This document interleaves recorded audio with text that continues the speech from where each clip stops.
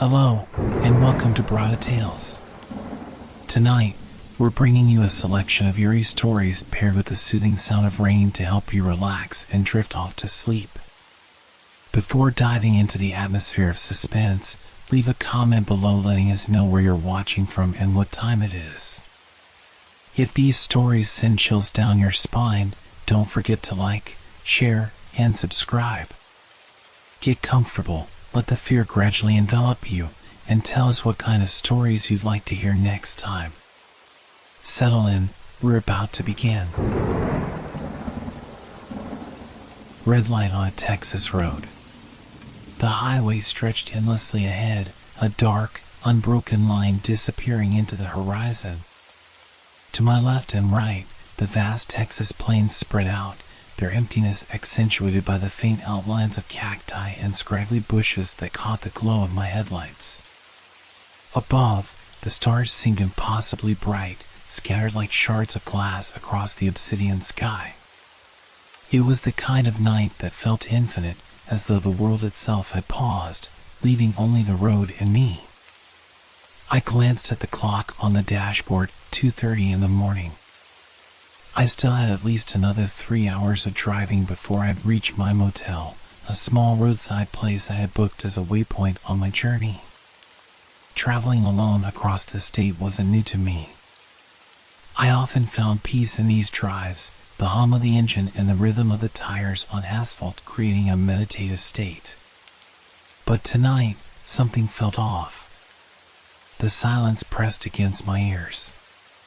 Even the radio, which had sputtered with faint static for the last hour, had now gone completely silent. It left only the sound of my car, the low rumble of the engine, the occasional squeak of the suspension as I hit a bump, and the soft hiss of the tires rolling over the cracked road. Ordinarily, it wouldn't bother me, but tonight, every sound seemed magnified, like a faint warning whisper I couldn't quite decipher. I adjusted my position in the driver's seat, trying to shake the tension building in my shoulders. Just another late-night drive, I muttered under my breath. My voice sounded strange, small, as though the darkness had swallowed it before it could fully leave my lips. The highway signs had grown sparse, each one coated in rust and grime, their letters barely legible under my headlights. A mile marker flashed by, 47. 47 miles to what? The nearest town? A gas station? The signs didn't say, and my phone had lost service hours ago, rendering GPS useless.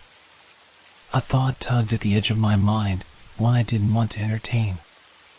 What if something happened out here? A flat tire, a breakdown, or worse? There was no one to call for help. No one likely to pass by at this hour. I pushed the thought away, forcing myself to focus on the road ahead. The longer I drove, the more the silence seemed to grow. Even the faint rustling of the wind had stilled, leaving only the monotonous drone of the car.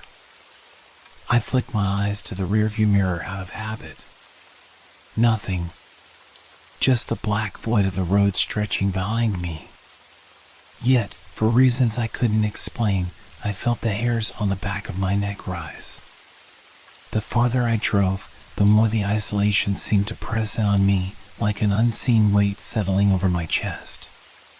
The road ahead was unyielding, a black ribbon slicing through an ocean of nothingness. Every mile marker felt like a taunt, a reminder that I was truly in the middle of nowhere. The headlights of my car cut through the darkness, but their reach felt limited, as though the night itself was pushing back. The horizon seemed to swallow the beam, leaving the edges of my vision shadowed and uncertain. Occasionally, I'd catch the glint of something in the distance, a reflective road sign or perhaps the eyes of a nocturnal animal, but it vanished before I could make sense of it. The emptiness outside the car was mirrored by the emptiness inside it. The radio, now completely dead, had left me with nothing but the steady hum of the engine and the rhythmic thuds of the tires rolling over cracked asphalt. I tried humming a tune to fill the void, but the sound felt intrusive, out of place, as though the night itself resented the disturbance. The landscape around me was an unbroken sea of flat plains. Every so often, a jagged silhouette of a mesquite tree or a lonely cactus would emerge, standing like sentinels in the desolate expanse. The wind had picked up again, faint but insistent, carrying with it a low, almost mournful whine that seeped through the cracks in the car's windows. And then there was the sky. It had always been my favorite part of these night drives, the endless sprawl of stars, so clear and bright in the absence of city lights. But tonight, even they felt distant, their usual brilliance muted. A thin veil of clouds was creeping in, diffusing the starlight and casting a dim, eerie glow across the plains. I found myself glancing in the rearview mirror more often than usual. The darkness behind me seemed deeper somehow, heavier. My headlights revealed nothing ahead but the unchanging road, yet I couldn't shake the feeling that I wasn't alone. The air inside the car felt thick, charged, like the atmosphere before a thunderstorm. The unease crept in slowly, like water seeping through cracks in a dam. I told myself it was just fatigue, that long stretches of road had a way of playing tricks on the mind. But as I drove on, the silence grew heavier, the shadows outside my car seeming to stretch and twist in ways that defied explanation. I checked the fuel gauge, still half a tank, enough to make it to the motel. The sight should have comforted me, but instead, it only reminded me of how far I was from anywhere. The last gas station felt like a distant memory, and the thought of turning back now seemed impossible. All I could do was keep driving forward, deeper into the void. A sudden gust of wind buffeted the car, making me tighten my grip on the wheel. The sound was hollow, almost like a breath, and it faded as quickly as it had come. I glanced at the dashboard clock again, 2:47. Time crawled, each minute feeling longer than the last. For the first time in years, I found myself wondering if I should have taken a different route. The first time I noticed it, I almost didn't register what I was seeing. A faint red glow appeared far down the road, barely more than a pinprick in the vast darkness ahead. I squinted, leaning forward slightly, trying to make sense of it. At first, I assumed it was another vehicle, maybe a taillight from someone miles ahead or a lone trucker making their late-night haul. Relief washed over me at the thought. Another driver meant I wasn't entirely alone out here. I adjusted my grip on the steering wheel and let out a small breath I hadn't realized I was holding. The light was steady, unwavering, and distant. It didn't seem unusual. I focused on the road, stealing occasional glances at the glow as I drove. It didn't seem to be getting closer or farther away, just hanging there, a faint beacon in the distance. Probably another car, I told myself again, some long-haul truck keeping to a steady speed. The highway was flat and straight for miles. It wasn't surprising I could see their taillights so far ahead. Yet, the more I watched it, the stranger it felt. The light wasn't moving the way I expected. At this distance, I should have seen the small shifts of motion, a slight rise or dip as the road undulated, the faint flicker of a turn signal as the driver adjusted their lane. But the red glow stayed perfectly still, as if suspended in midair.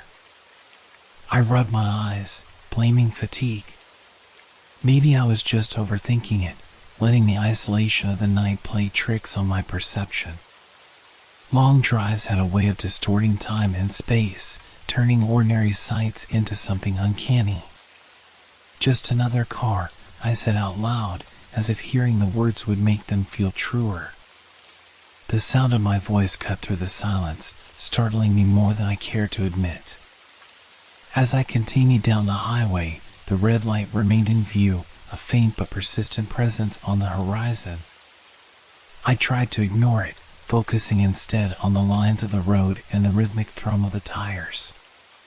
But no matter how hard I tried, My eyes kept drifting back to it, drawn by a nagging curiosity I couldn't quite explain.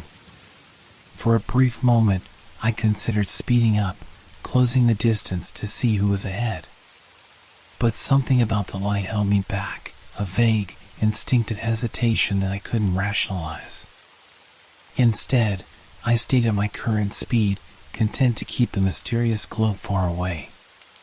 The clock on the dashboard ticked forward.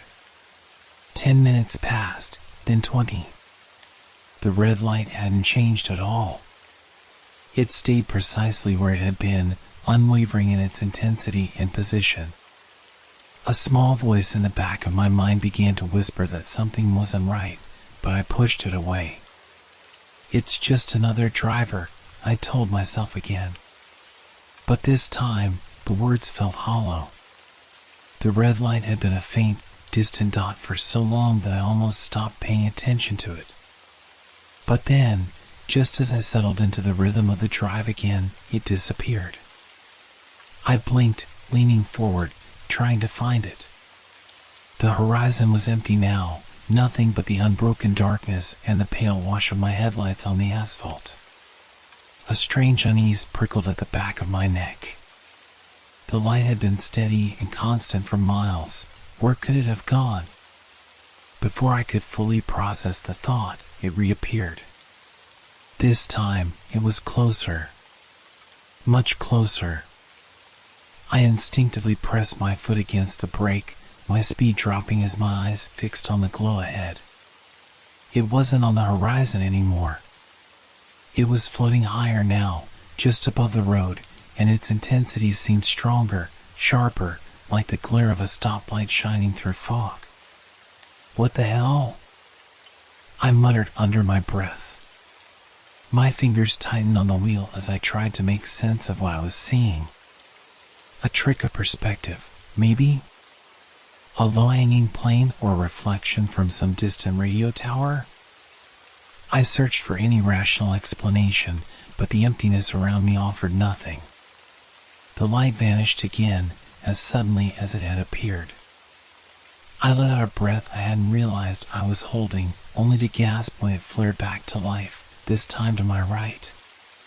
It wasn't far off in the distance anymore. It was on the edge of the road, hovering over the barren plain like a restless ember. It pulsed faintly, the color deepening to an almost blood-red hue, casting eerie shadows over the dry grass below.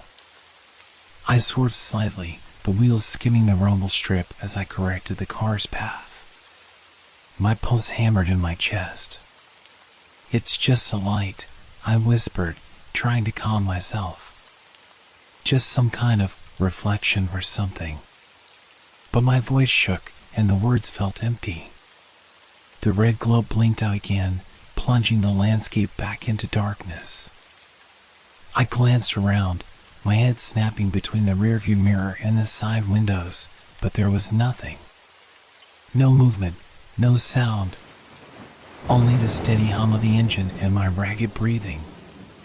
Then it returned, this time directly ahead, as if it had jumped in an instant.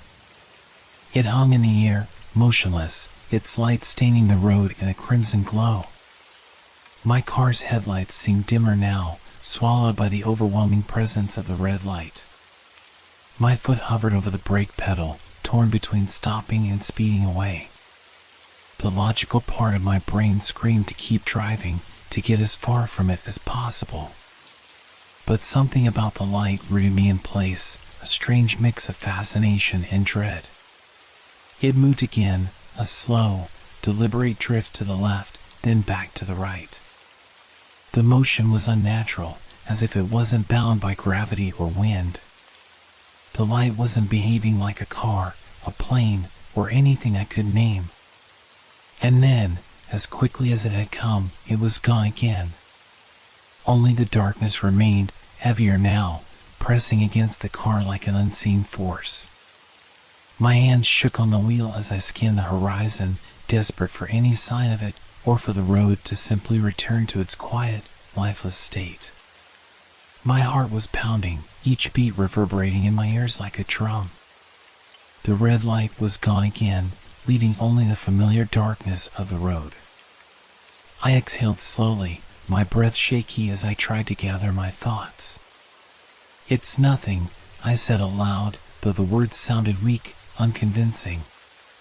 "Just my eyes playing tricks on me. It's late. I'm tired.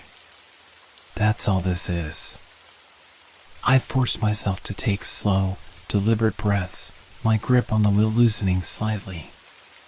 Long hours of driving had a way of wearing you down, making you see things that weren't there.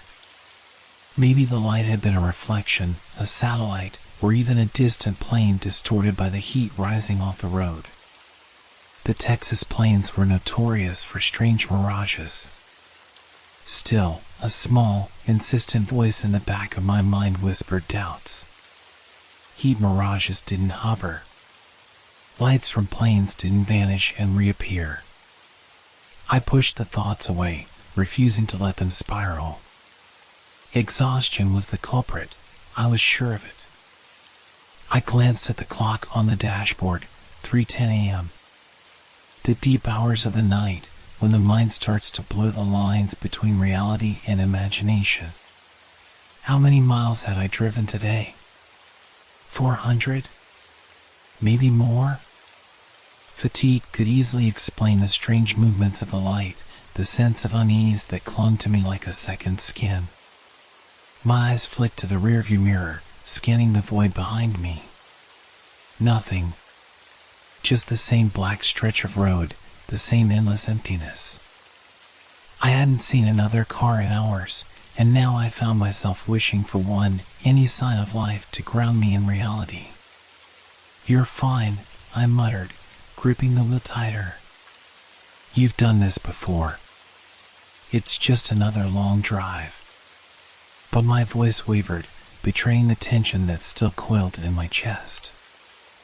I reached for the bottle of water in the cup holder, twisting off the cap with one hand. The cool liquid steadied me, washing away the dryness in my throat. I told myself it would clear my head, help me shake the lingering unease. The road stretched on, unchanging and relentless. I forced my focus on the asphalt ahead, on the white lines that flickered under my headlights. The monotonous rhythm of the drive helped, the familiar patterns lulling me into a cautious sense of normalcy.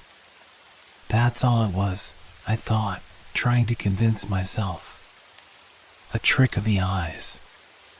Fatigue. Nothing more. I repeated it like a mantra, clinging to the rational explanation like a lifeline. And yet, deep down, I couldn't shake the feeling that the night had shifted somehow, that the road itself had become something different. Something watching. I thought I'd left it behind. For a while, the road was silent again, the night stretching endlessly in front of me. The unease still clung to me, but I told myself it was over. Whatever I'd seen, whatever it was, had disappeared into the void, like a bad dream fading with the dawn. But then, there it was again. The red light appeared without warning, as though it had been waiting just beyond the reach of my headlights. This time, it wasn't far off in the distance. It hovered directly behind me, at a steady height, glowing faintly in the rearview mirror. My chest tightened as I stared at it, my knuckles white on the steering wheel. The light didn't waver or flicker like a taillight. It wasn't dimming with distance or growing brighter with approach. It stayed constant, locked into place like a predator trailing its prey. I pressed down on the accelerator, the engine groaning as my speed climbed. 55. 60. 70. The light didn't fall away. It matched my speed effortlessly, its crimson glow unwavering. "What the hell is this?" I muttered, my voice trembling. I glanced back at the road ahead, trying to focus, but my eyes kept darting to the rearview mirror. The light stayed in perfect alignment, like a shadow tethered to me. I slowed down abruptly, my tires skidding slightly on the asphalt as I dropped to 35. The light adjusted instantly, maintaining the same distance as before.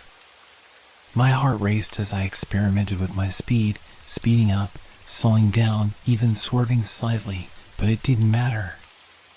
No matter what I did, the light followed. The rational explanations I'd clung to earlier now seemed laughable. This wasn't a plane, a reflection, or some trick of the eyes. It was real, unrelenting, intelligent, and fixed on me. The landscape around me felt darker now, the faint glow of the stars above swallowed by the oppressive weight of the light's presence. Even the hum of the engine seemed muted, as though the world itself had grown quieter to make way for it. I swallowed hard, forcing myself to think. Maybe it was a drone, some kind of surveillance device. That would explain its precision, its ability to match my speed. But that thought offered little comfort. What kind of drone could track me in the middle of nowhere, in the dead of night? And who would send it? I flicked my headlights off for a moment, plunging the road into pure darkness. The red light flared brighter in response, illuminating the rear of my car with an eerie, pulsating glow. My breath hitched, and I snapped the headlights back on. The light didn't blink or falter. It just hovered there, as patient and steady as death itself. I gritted my teeth and gripped the steering wheel tighter, my mind racing. There had to be a way to shake it, whatever it was. I pressed harder on the accelerator, pushing the speedometer past 70, then 80. The car roared down the highway, the engine straining against the flat expanse of asphalt. But the light followed, steady and relentless. No matter how fast I went, it kept pace effortlessly, hovering just behind me. The adrenaline coursing through my veins was starting to feel like poison, clouding my thoughts with panic. I scanned the road ahead, searching for anything, an off-ramp, a truck stop, even a cluster of trees, somewhere I could lose it. But the highway stretched on, barren and endless. I glanced at the fuel gauge. Just under half a tank. Not enough to keep running indefinitely, and I had no idea where the next gas station would be. A cold pit settled in my stomach as I realized how isolated I was. Slowing the car down, I made a sudden, sharp turn onto a side road, a narrow, cracked strip of asphalt that veered off into the plains. My tires squealed in protest, and the car jolted as it hit the uneven surface. The headlights illuminated nothing but dry, brittle grass on either side. For a brief moment, I dared to hope. The red glow disappeared from the mirror, swallowed by the darkness. My breathing slowed as I eased off the gas, letting the car coast. "That's it," I whispered. I lost it. But the relief was short-lived. The red light appeared again, this time from the side. It floated out of the blackness like a hunter closing in on its prey, sliding smoothly back into position behind me. I cursed under my breath, jerking the wheel to the left to take another sharp turn, deeper into the network of back roads. The car bounced over cracks and dips, the suspension groaning with each impact. My pulse thundered in my ears as I pushed the vehicle harder than I should have, desperate to outmaneuver the thing that pursued me. The light didn't falter. Every turn, every twist and swerve I made, it matched with mechanical precision. I tried braking suddenly, hoping it would overshoot and reveal its nature. Instead, it simply hovered, waiting patiently until I accelerated again. My desperation mounted as the miles ticked by. I veered onto dirt roads, sending plumes of dust into the air behind me.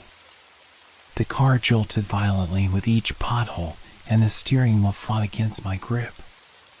The red light glowed steadily through the cloud of dust, unfazed by the rough terrain.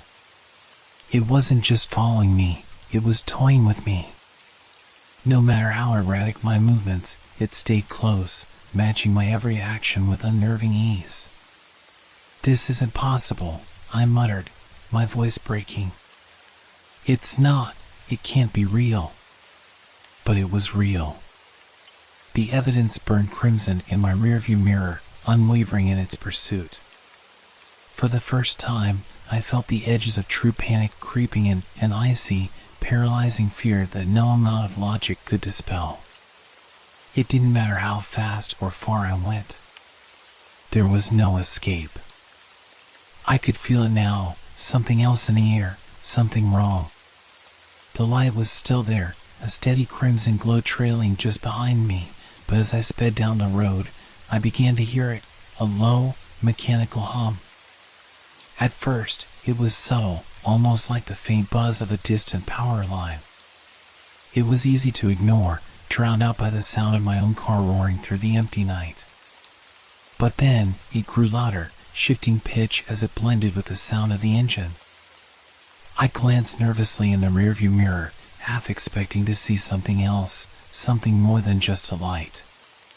But all I saw was the same red glow, unwavering and constant.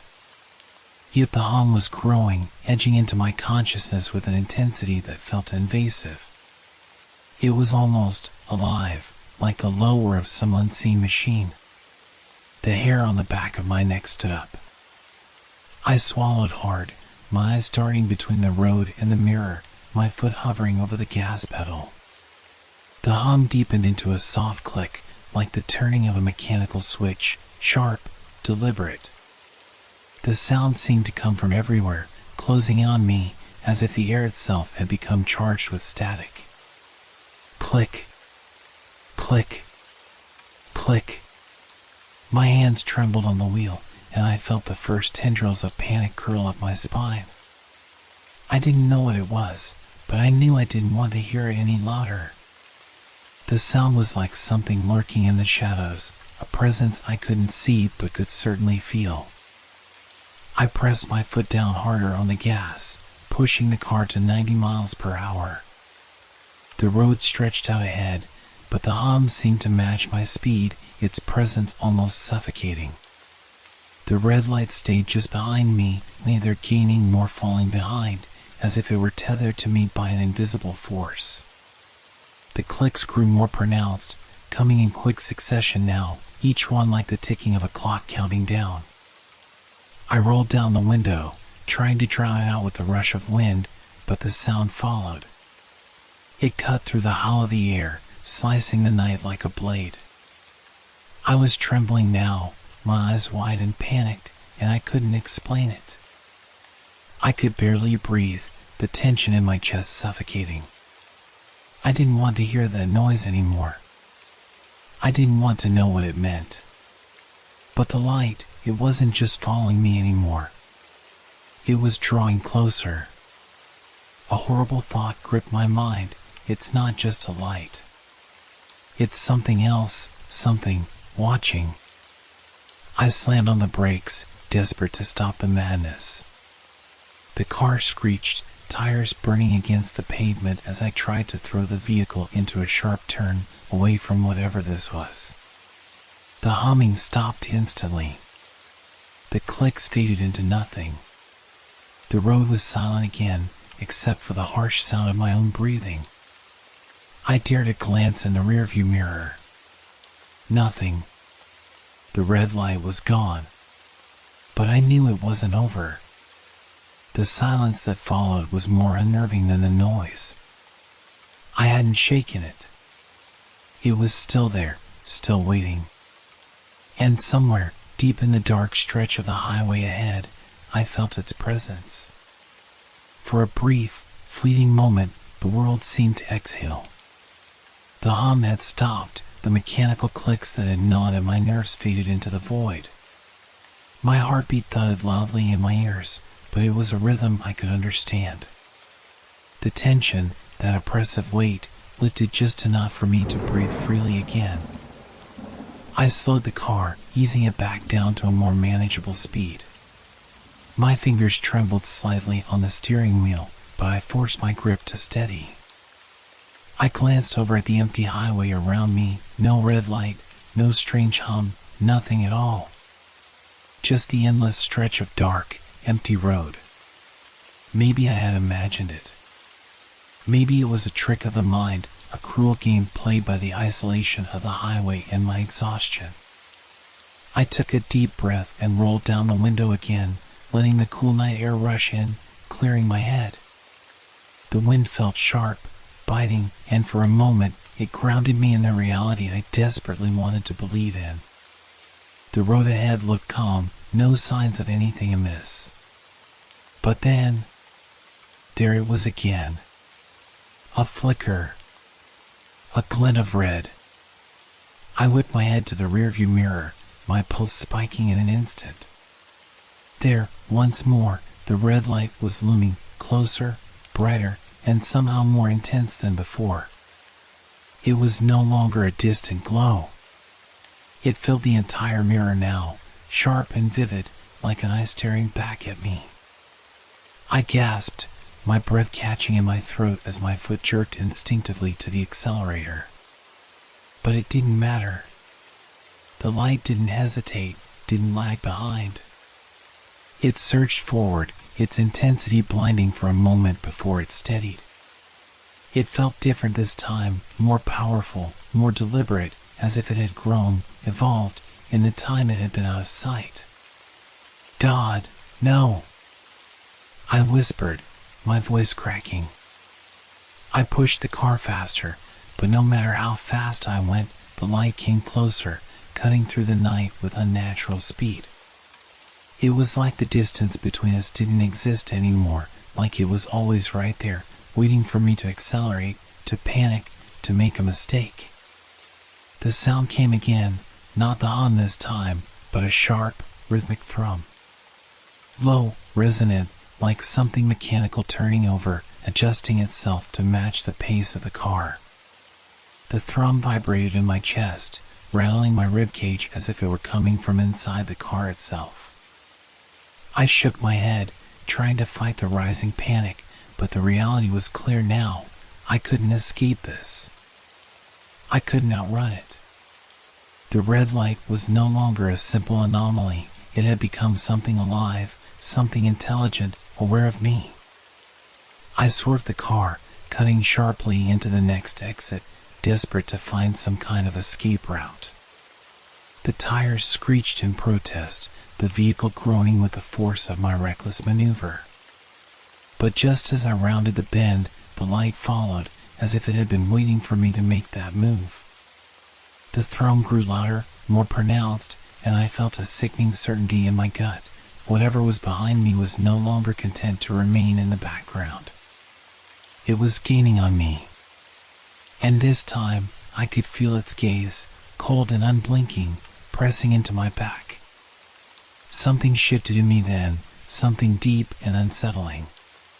The fear I had been fighting, the panic that had kept me desperate and alert, began to change into something else. It wasn't the relief of escape, or even the rush of adrenaline anymore. It was a pull. A strange, almost magnetic compulsion that twisted my chest, pulling me toward the very thing I should have been running from. I couldn't explain it. The light was still there, brighter now, closer, but it was more than that. It wasn't just following me anymore. It was drawing me in. I felt my foot easing up off the brake, my fingers loosening from their death grip on the steering wheel. I wasn't consciously making the decision to drive toward it, yet my body was moving of its own accord. My hands turned the wheel just slightly, my foot pressed down harder on the accelerator. No. I tried to fight it. I tried to think, to break free of whatever hold it had on me. I glanced at the road ahead. There was nothing but darkness stretching out, just the endless black of the highway. Yet, in my peripheral vision, the red light seemed to pulse, almost rhythmically, as if it was calling to me. I couldn't look away. My mind tried to focus on the road, on getting away, but my gaze was drawn back to the glow, like a moth to a flame. I shook my head violently, as if to clear the fog that was slowly creeping into my thoughts. but the sensation only grew stronger. It was as if the light was reaching inside me, twisting something deep within, something I had no control over. No, no, no! But my foot pressed harder down on the gas pedal, and my car surged forward, cutting through the air with a frightening smoothness. I wasn't in control anymore. It felt like I was a passenger in my own body, helplessly watching as I obeyed the pull of the light. The hum, that low, mechanical drone, was back now. Only it wasn't a hum anymore. It was a voice, not words, but a sound, a vibration deep in my chest, resonating against my ribs like a warning, or perhaps an invitation. The red glow grew in the rearview mirror until it filled the entire glass, overwhelming everything else. It was right there, like it was behind me and in front of me at the same time. It wasn't just a light anymore. It was presence. It was power. I had no choice but to keep driving. I slowed the car, easing it back down to a more manageable speed. My fingers trembled slightly on the steering wheel, but I forced my grip to steady. I glanced over at the empty highway around me, no red light, no strange hum, nothing at all. Just the endless stretch of dark, empty road. Maybe I had imagined it. Maybe it was a trick of the mind, a cruel game played by the isolation of the highway and my exhaustion. I took a deep breath and rolled down the window again, letting the cool night air rush in, clearing my head. The wind felt sharp, biting, and for a moment, it grounded me in the reality I desperately wanted to believe in. The road ahead looked calm, no signs of anything amiss. But then, there it was again. A flicker. A glint of red. I whipped my head to the rearview mirror, my pulse spiking in an instant. There, once more, the red light was looming, closer, brighter, and somehow more intense than before. It was no longer a distant glow. It filled the entire mirror now, sharp and vivid, like an eye staring back at me. I gasped, my breath catching in my throat as my foot jerked instinctively to the accelerator. But it didn't matter. The light didn't hesitate, didn't lag behind. It surged forward, its intensity blinding for a moment before it steadied. It felt different this time, more powerful, more deliberate, as if it had grown, evolved, in the time it had been out of sight. God, no! I whispered, my voice cracking. I pushed the car faster, but no matter how fast I went, the light came closer, cutting through the night with unnatural speed. It was like the distance between us didn't exist anymore, like it was always right there, waiting for me to accelerate, to panic, to make a mistake. The sound came again, not the hum this time, but a sharp, rhythmic thrum. Low, resonant, like something mechanical turning over, adjusting itself to match the pace of the car. The thrum vibrated in my chest, rattling my ribcage as if it were coming from inside the car itself. I shook my head, trying to fight the rising panic, but the reality was clear now. I couldn't escape this. I couldn't outrun it. The red light was no longer a simple anomaly. It had become something alive, something intelligent, aware of me.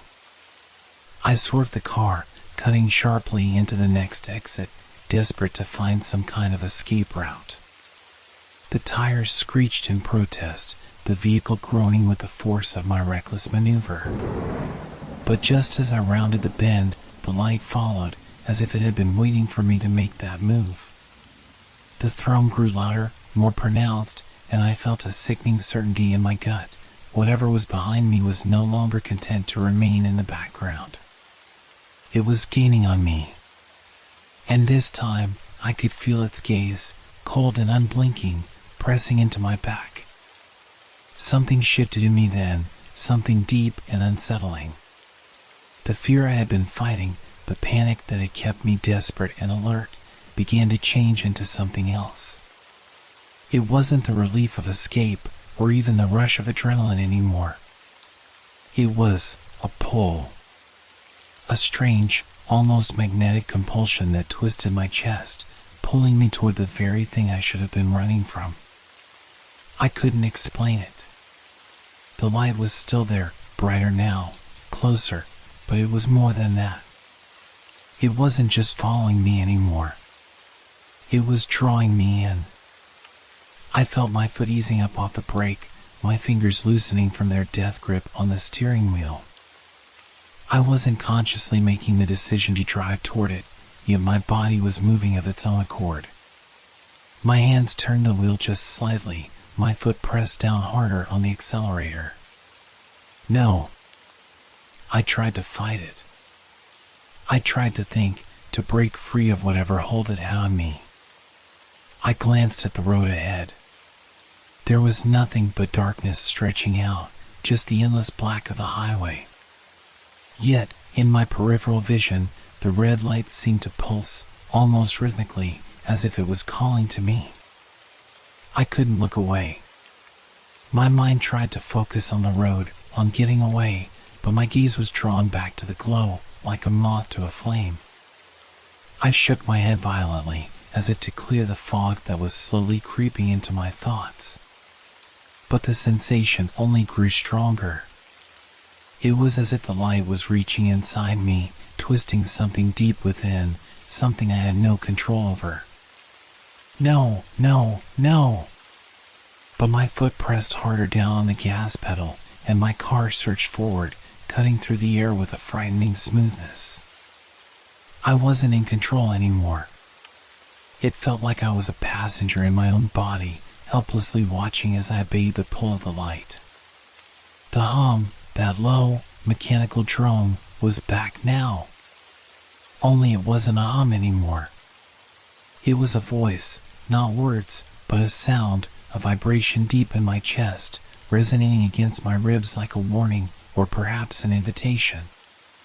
The red glow grew in the rearview mirror until it filled the entire glass, overwhelming everything else. It was right there, like it was behind me and in front of me at the same time. It wasn't just a light anymore. It was presence. It was power. I had no choice but to keep driving. My mind screamed in defiance, but my body felt something else. It felt a strange relief, as though the answer to the suffocating loneliness of the road lay in that light. Something was drawing me forward, a promise in the pulse of that relentless crimson glow. The world outside the car seemed to blur as I sped toward it, the dark landscape melting away. The road, the night, the sky, they were all fading. All I could see now was the light. My fingers trembled, almost of their own accord, as I gripped the wheel with a new, unnatural calmness. I was no longer fighting it. I was following it. The pull of the light was almost unbearable now. Every inch of me was drawn toward it, and the road ahead seemed to bend to its will, curving in ways I hadn't seen before. It was as though the very fabric of the world had begun to warp around the glow, and I was just a puppet, helpless in its grip. But then something changed. At first, it was subtle. The radio, which had been playing static-free earlier, now sputtered, its signal distorting with a low hiss. I reached to adjust the dial, hoping it was just a bad connection, but the noise only worsened. It was as if the air around me was thickening, crackling with some invisible interference. The static grew louder, drowning out the low hum of the engine and even my own thoughts. I twisted the dial again, trying to find a station, but it only shifted between waves of distorted noise, like 1,000 voices whispering, none of them making sense. And then the headlights flickered. I slammed my foot down harder, trying to stay on course, but the lights were no longer reliable, dimming and flickering like they were fighting against an unseen force. The beam of light in front of me cut in and out, casting long, jagged shadows across the road, and I could no longer trust what I saw. Each flicker made the darkness seem deeper, more suffocating. I swerved slightly, my grip tightening on the steering wheel as the car lurched beneath me. The engine sputtered, coughing and stuttering as though it were choking on the very air.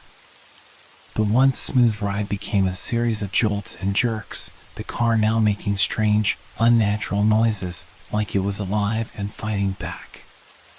The red light, it was still there. It had never wavered, never lost its steady glow. But now, it seemed to flicker in time with my car's malfunctioning systems, almost as though it were connected to the problems I was facing.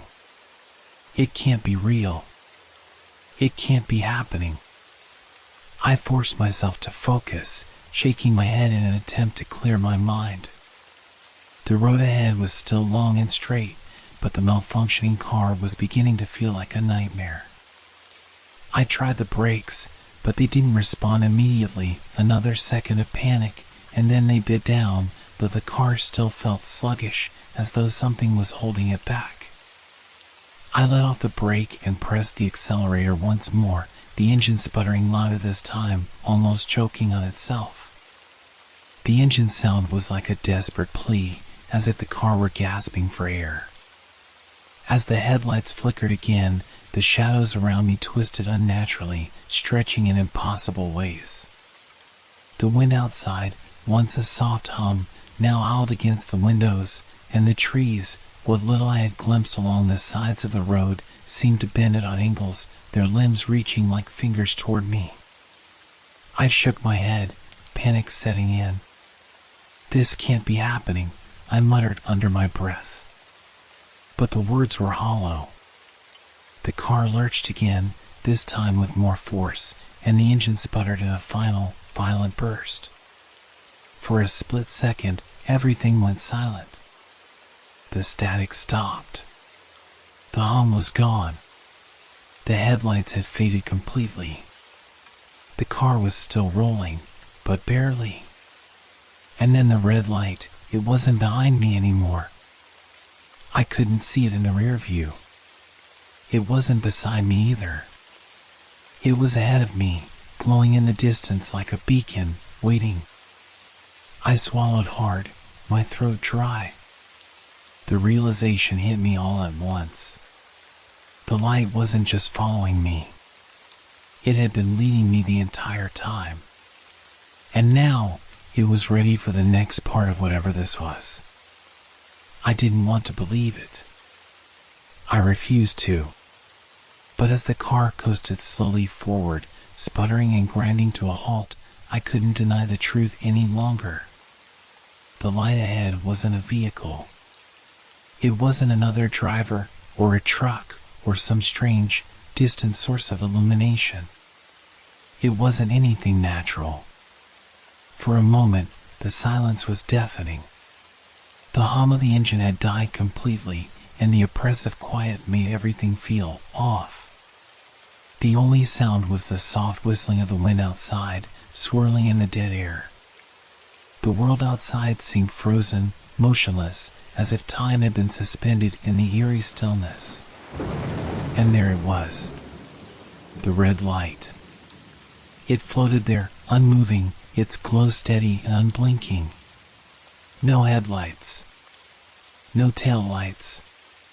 No source. Just a perfect, pulsating sphere of red light, casting long shadows across the road. The light was alive, somehow. Aware. I felt a chill crawl up my spine, creeping across my skin. The realization hit me like a punch to the gut. The light wasn't following me, it was controlling me. I tried to look away, tried to turn the wheel and drive in any direction other than toward it. But it was as if the car itself refused to obey. My hands were no longer in charge. The wheel turned on its own, pulling me closer, despite my desperate efforts to steer. My pulse quickened. I tried the engine again, my foot stamping on the gas pedal. It sputtered and coughed, the sound of a dying machine echoing in the quiet night. It was almost as if the car was struggling against an invisible force, something beyond my control. And then, the strangest thing happened. The red light, it moved. It wasn't a simple shift, not just a minor relocation like I'd seen before. No, this was different. The light jerked forward suddenly, impossibly fast, moving with a precision that made no sense. It didn't slide across the ground or follow the contours of the road. It hovered, as if weightless, gliding effortlessly toward me. And it didn't just move. It shifted in a way I could feel, like it was bending reality itself, pulling at the fabric of time and space. Every instinct in me screamed to run, to escape, to do anything but stay there, frozen in place. But I couldn't. I could feel it now, deep inside me, a magnetic pull, stronger than gravity, like the light had tethered itself to my very soul. My mind was clouded with a fog that I couldn't shake. My thoughts scattered and fractured as I gazed at it. The longer I stared, the more I felt myself slipping into something other, something not entirely human. The car jerked forward again, and I gripped the wheel harder, as if that would help. "What is it?" I whispered, my voice barely audible over the deafening silence. The words felt useless, like they didn't belong to me anymore. The light pulsed, a deeper shade of crimson now. Each throb seemed to echo in my chest, like a heartbeat, its heartbeat, not mine. And then, for a brief moment, it seemed to expand, filling the world, drowning out everything else. The air itself grew thick, oppressive. The wind outside stopped, leaving the night stagnant and suffocating. The road ahead seemed to stretch on endlessly, becoming a tunnel of dark nothingness, with the light at the far end pulling me deeper into it. I had to get out. But my body didn't respond. My mind screamed, my heart raced, but my hands stayed on the wheel, driving me toward the impossible. The red light wasn't just a light. It was a force. It was something unexplainable, something that shouldn't exist. And the terrifying truth clawed at my mind, breaking through the haze. This thing, whatever it was, had been waiting for me. Waiting for us all. And now, it had me. I couldn't look away. The red light had grown so intense now, so all-consuming, that it was impossible to focus on anything else. The entire world seemed to collapse into its pulsating glow, as though the light itself had become the only thing that mattered. My mind screamed for me to turn away, to snap out of the trance, but I couldn't. My body was no longer mine to control. The car lurched forward with a violent jolt, as if it had hit something invisible. I didn't see it, whatever it was, but I felt it. The air around me became thick, suffocating, a pressure building in my chest like I was descending into the depths of the ocean. And then, the light surged. It flared outward, flooding the car entirely, and for a moment, I couldn't see anything else. The red light engulfed everything, the dashboard, the rearview mirror, the night outside the window, all swallowed up in the burning crimson glow. I blinked rapidly, trying to fight the disorienting effect, but the light wasn't just in my eyes now. It was in my mind. It reached inside me, like it was digging through my thoughts, unraveling them, pulling them apart. A sudden heat pressed against my skin, overwhelming in its intensity. My hands burned where they gripped the steering wheel, my face flushed, and I felt like I was suffocating, trapped in an endless wave of blistering warmth. The air in the car turned thick and stagnant, filled with a soundless hum that resonated through every fiber of my being. I gasped, my body tensing, but there was no escape. The light was everywhere, seeping into my very soul, filling every crevice of my mind. The pain, it wasn't physical, not exactly. It was mental, spiritual, like I was being pulled apart, piece by piece. I couldn't breathe. I couldn't think. And then everything went black. For a brief, terrifying moment, I was aware of nothing. No light. No sound. No car. Nothing. Just a deep, endless void where I was lost. My body felt weightless, disconnected, like I was floating in the emptiness. I tried to scream, but no sound came. I tried to move, but my limbs were heavy and unresponsive. Where am I? What happened? The words swirled in my mind, but they didn't feel real anymore. It was like I was floating outside of myself, unable to grasp anything. The world was gone, replaced by a cold, alien numbness. And then, just as suddenly as it had taken me, the blackness lifted. The car, the road, they returned in fragments, blurry at first, but slowly coming into focus. The red light was still there, but it was dimmer now, less overwhelming, like it had receded just enough to allow me to breathe again. I sucked in a sharp breath, the cool air feeling like a life-saving gulp after drowning. My eyes darted around, trying to make sense of my surroundings. I was still in the car. I was still on the road. The headlights flickered, the radio static still buzzing faintly. But something was wrong. The car was moving again, but not by my doing. The wheel turned slightly under my hands, as though the car itself had been taken over. I blinked again, trying to clear my foggy mind. The light, was it closer? Was it the same as before? My head felt heavy, my thoughts scattered, and a strange dizziness settled over me. It was as if I had just woken up from a dream. But it wasn't a dream. It was something much worse. I tried to force myself to focus. My heart raced, thundering in my chest as my hands trembled on the wheel. But there was no time to question it. The red light was still there. And it wasn't done with me yet.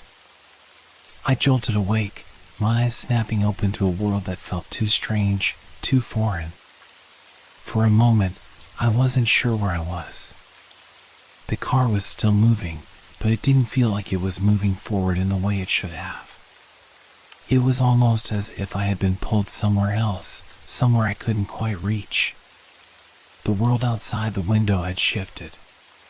The road beneath me no longer felt familiar. I tried to focus, but my mind was a blur, disjointed fragments of memories and sensations crashing against each other. I glanced at the dashboard. Everything seemed normal at first, but something wasn't right. The time was completely wrong. The speedometer was frozen, the needle stuck at a speed that didn't make sense. And the radio, it was still static, just like before, but now there was a strange, low-frequency hum in the background, almost like a whisper that echoed in my head. My stomach churned.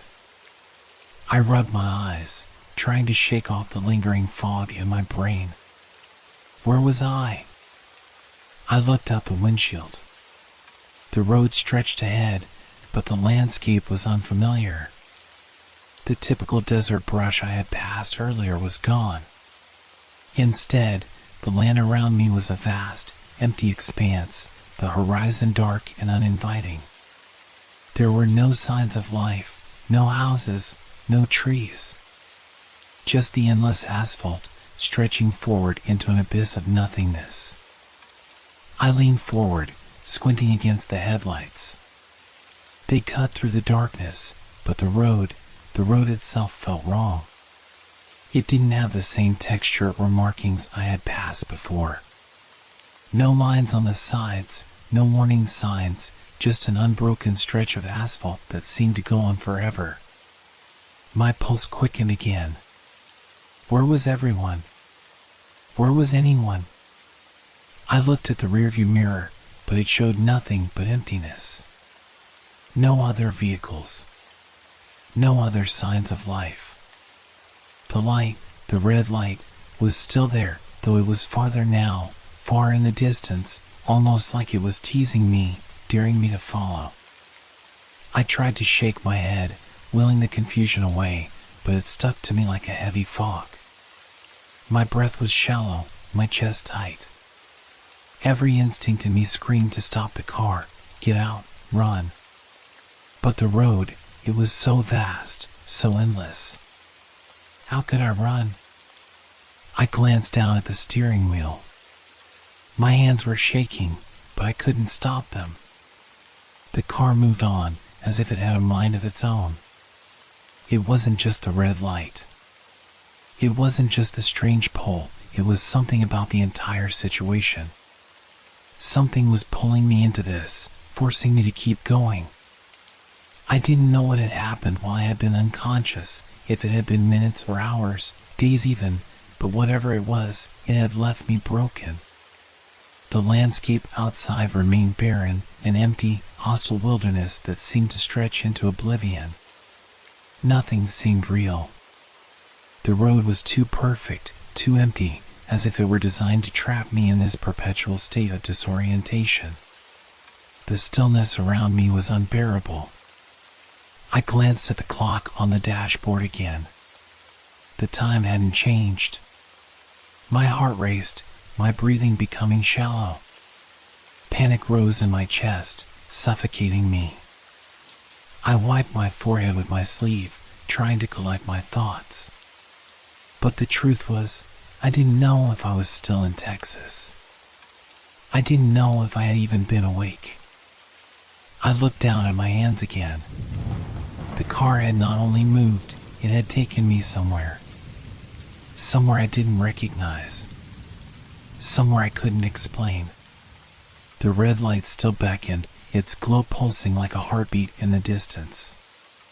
It was the only thing that remained constant. I had to keep going, didn't I? I had no choice. The car kept rolling forward, the tires humming against the smooth road. But with each passing moment, I felt more disconnected, more out of place.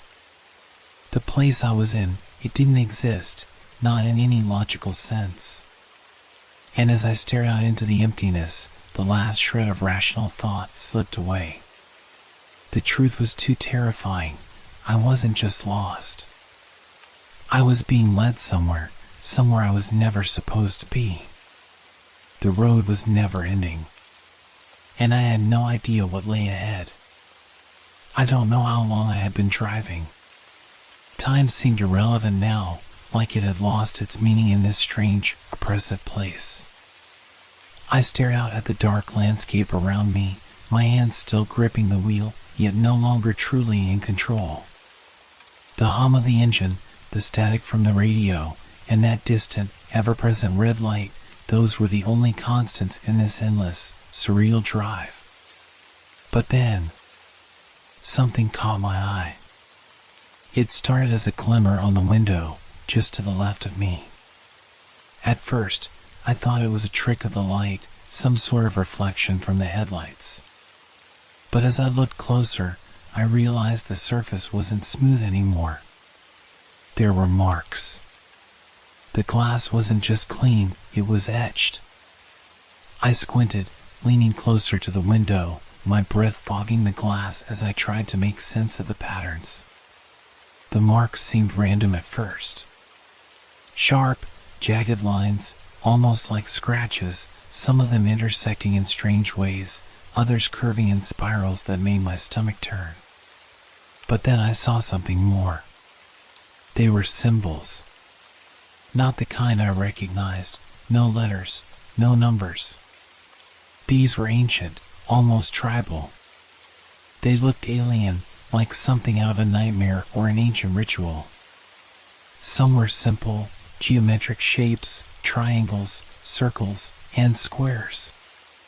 Others were more complex, twisting figures, like faces or limbs contorted into unnatural poses. All of them were etched into the surface of the car's windows, and not just one. The same symbols were appearing all over the interior, on the dashboard, the rearview mirror, even the door handles. I blinked rapidly, trying to clear my vision. But they didn't disappear. The patterns were unmistakable, as if they had always been there, waiting to be noticed. The symbols pulsed slightly, just like the red light, as if they were alive, responding to the rhythm of the car's movement. My heart raced as the realization hit me. This wasn't just some random occurrence. These marks, these symbols, were intentional. They had been placed here for a reason. But by who or what? I ran my fingers over one of the symbols on the dashboard. It was smooth to the touch, but the air around it felt charged, almost electric. I recoiled as a sudden sensation ran up my arm, a cold shiver, like something foreign was invading my skin. The feeling passed as quickly as it came, but the unease remained. I reached out, my hands trembling, and touched the mirror. The symbol there was slightly different, but its unsettling pattern matched the others.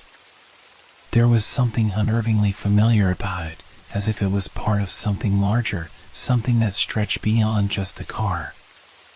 My eyes darted back to the window. The symbols weren't confined to the glass anymore. They had begun to appear on the walls of the car, too. I turned my gaze to the road. The red light was now brighter, its pulsations more pronounced. The patterns on the car's surfaces seemed to sync with the rhythm of the light. Every pulse of crimson seemed to activate a new symbol somewhere inside the vehicle, as if the car itself was becoming part of the strange forces at work. This isn't real. This can't be real. But the symbols, the overwhelming sense of something pressing in on me. It was too much to ignore. I forced my gaze away from the marks, but my thoughts wouldn't let me escape.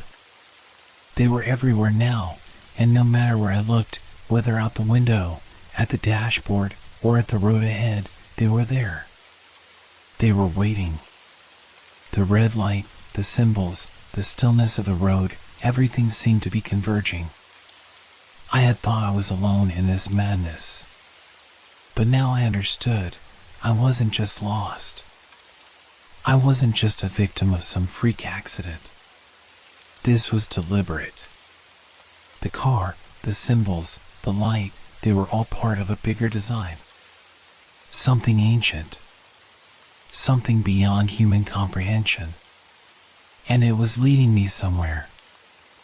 I felt the urge to scream, to tear at the door, to escape. But I couldn't. Because somehow, I knew there was no escaping this. The symbols were all around me now, and the red light in the distance was no longer a distant beacon. It was closing in. And I was getting closer to it, whether I wanted to or not.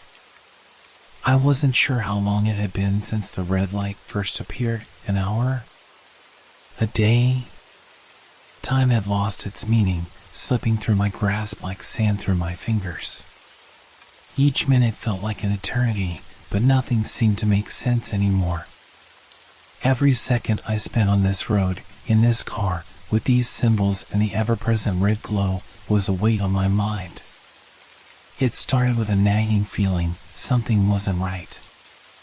It wasn't just the symbols on the car or the unexplainable phenomena I'd witnessed.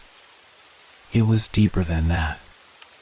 It was like pieces of my mind were slowly dissolving, fading into the ether.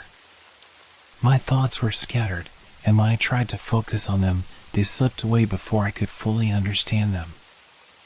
I glanced down at my hands, gripping the steering wheel. How long had I been driving like this? I couldn't recall.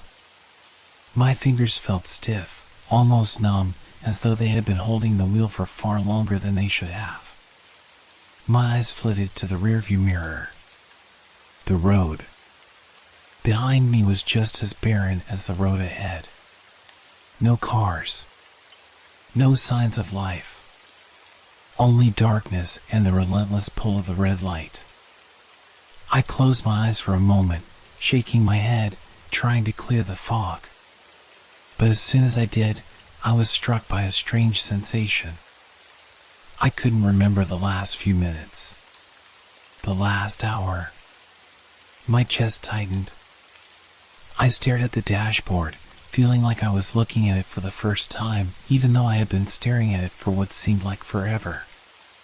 It was as if the moment I blinked, the world around me shifted, and I couldn't remember how I had gotten here. What happened? A cold sweat broke out across my forehead. My mind raced, trying to piece together the moments that felt so distant. The red light. The symbols. The hum of the engine. The strange feeling that something was watching me. I had seen these things, hadn't I? I had been driving, had I not? But now, every memory felt fragmented. The images in my head didn't line up. They were distorted, jumbled together like a puzzle missing pieces. It was as though I had stepped into a dream, or worse, an illusion. I stared at the road in front of me, my eyes blurring, trying to focus. The light was still out there, closer now, brighter, but I wasn't sure when it had gotten that way. Had it always been so vivid, so close? I could feel my pulse in my temples, the rising panic beginning to claw at the edges of my sanity. I shook my head again, trying to steady myself. Think. I tried to remember what I had done earlier. What had I done before? What had happened before I started seeing the light? My thoughts swirled in a chaotic whirlwind, but they didn't land on anything solid. Had I stopped for gas?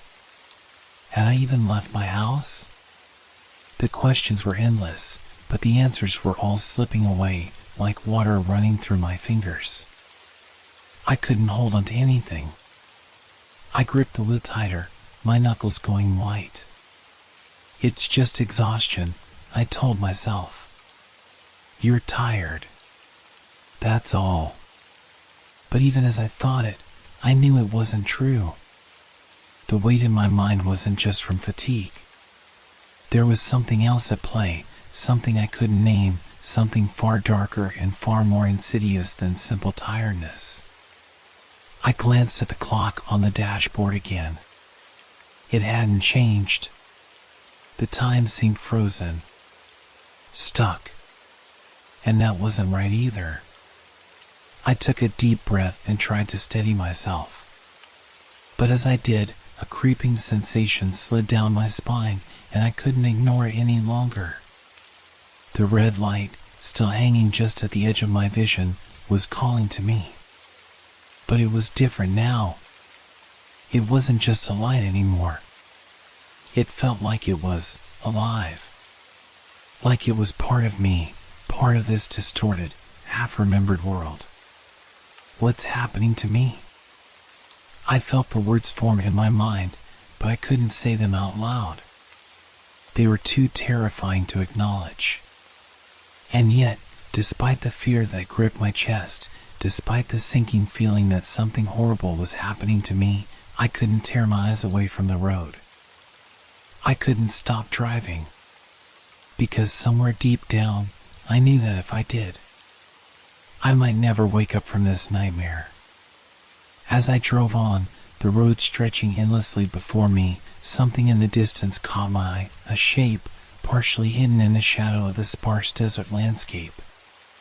It was a car, parked on the side of the road, its headlights dim, casting a faint glow on the cracked asphalt. I slowed instinctively, my heart skipping a beat. I wasn't sure why I was drawn to it. Maybe it was the feeling of isolation, or the way the car seemed out of place, like a piece of the puzzle that didn't belong.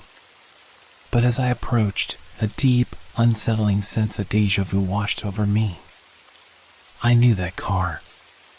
It was identical to mine. The same make. The same model. The same color. There was no mistaking it. But something about it was wrong. It was parked haphazardly, angled slightly toward the shoulder of the road, as though the driver had simply left it in a rush. There was no one around. No sign of life.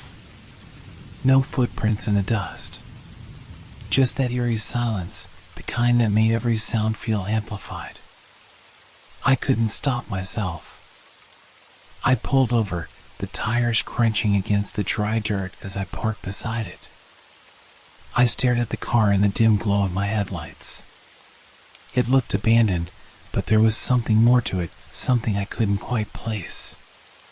The air felt thick, charged with tension. The hairs on the back of my neck stood on end. I stepped out of my own car, my boots crunching on the gravel as I approached the other vehicle. My breath felt shallow, my pulse quickening. I was drawn to it, like a moth to a flame. The closer I got, the more I noticed the details that set this car apart from every other. There was no damage. The doors were locked. The windows were rolled up, just like mine.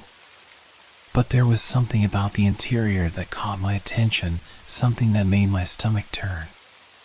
The dashboard. It was covered in symbols. The same strange, tribal markings I had seen etched into my own car. They were scattered across the surface, just like the ones in my vehicle. And now that I was close enough, I could see that they were glowing faintly, pulsing with a rhythm that seemed to sync with the hum I had been hearing from my own car.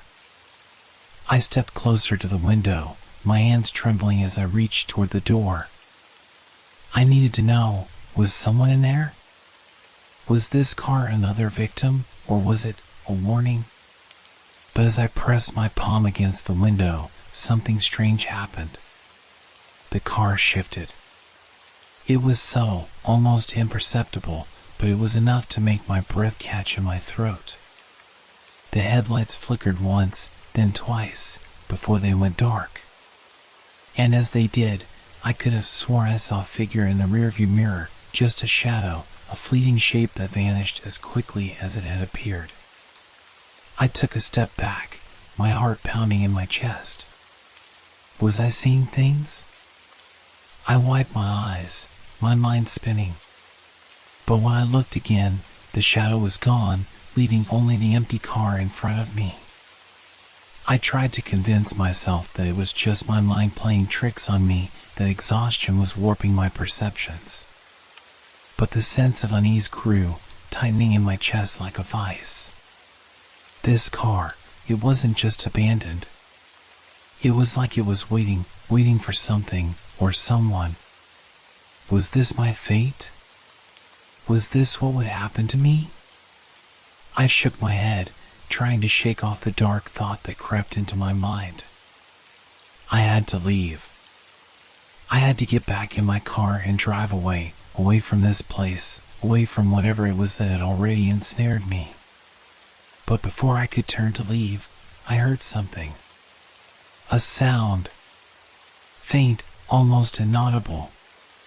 But it was there, just a low, mechanical hum. The same hum that had filled my car. It came from the abandoned vehicle, echoing in the stillness of the desert night.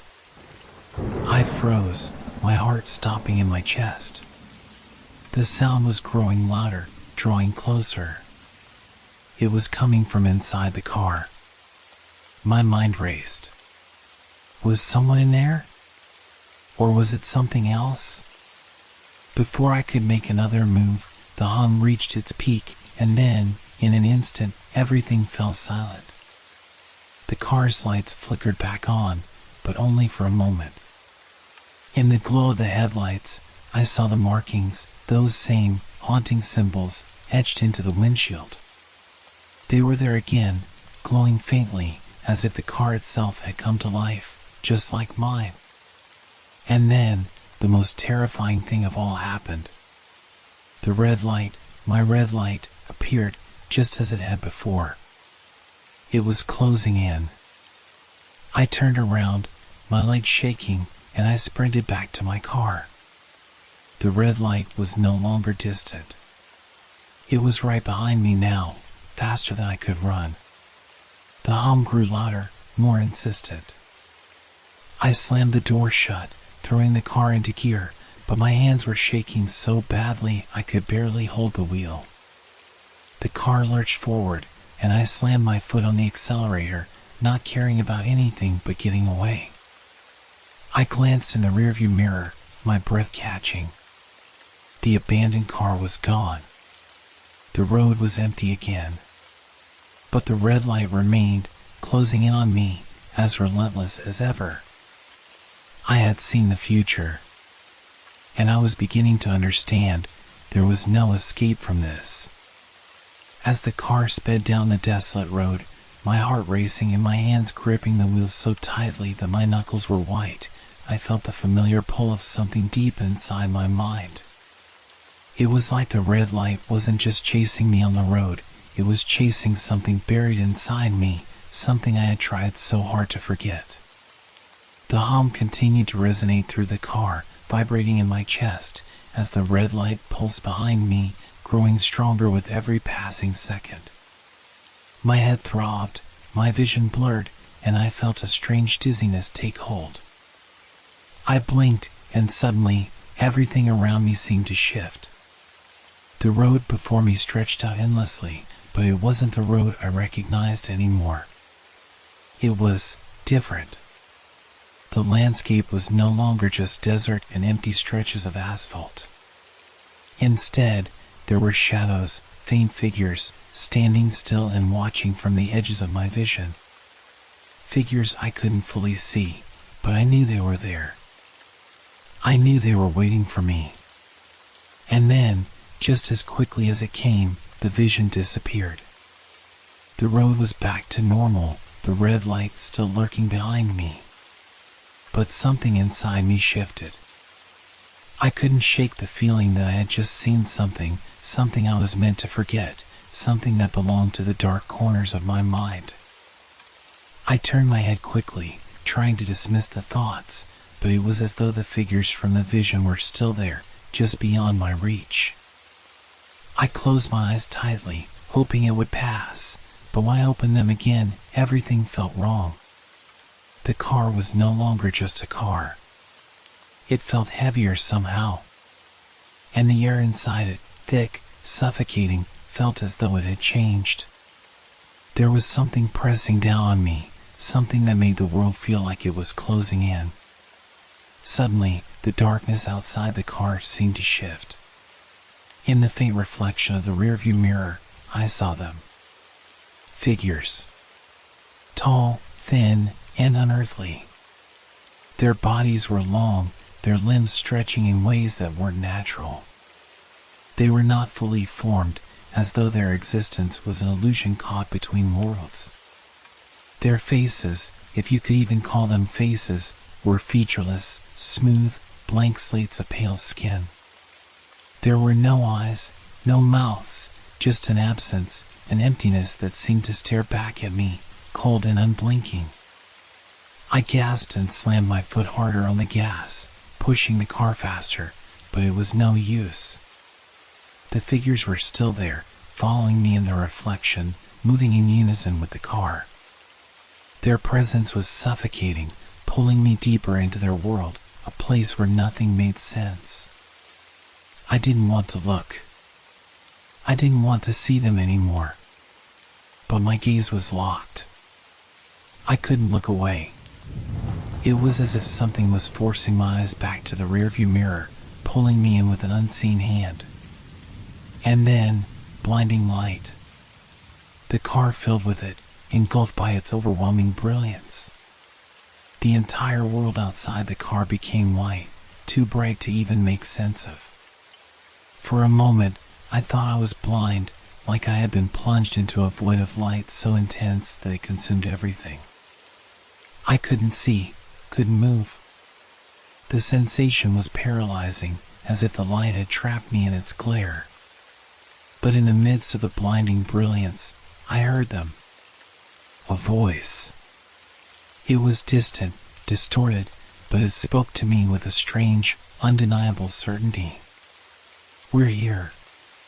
The words echoed in my mind, resonating deep inside my skull. I felt them, not just in my ears, but in my chest, in my bones. It was like the words had been spoken in every language, in every possible way, all at once. And I knew, deep down, I knew they weren't speaking to me. They were speaking through me. The light began to fade, slowly, pulling away like the retreat of a storm. I was left blinking into the dark again, gasping for air, my hands trembling on the wheel. I glanced around frantically, hoping to find something familiar, something that would prove I hadn't just lost my mind. But the road was still the same, empty, desolate, stretching ahead into nothingness. The figures were gone. The light was gone. The only thing left was the sound of my own breathing, harsh and shallow. I tried to shake the images from my mind, but they wouldn't leave. They lingered, clouding my thoughts, overwhelming my senses. The figures. The voice. The light. What had happened to me? What had I just seen? I gripped the wheel tighter, the panic rising in my chest. I tried to focus, to think, but it was like my mind was unraveling, thread by thread, every answer slipping through my fingers.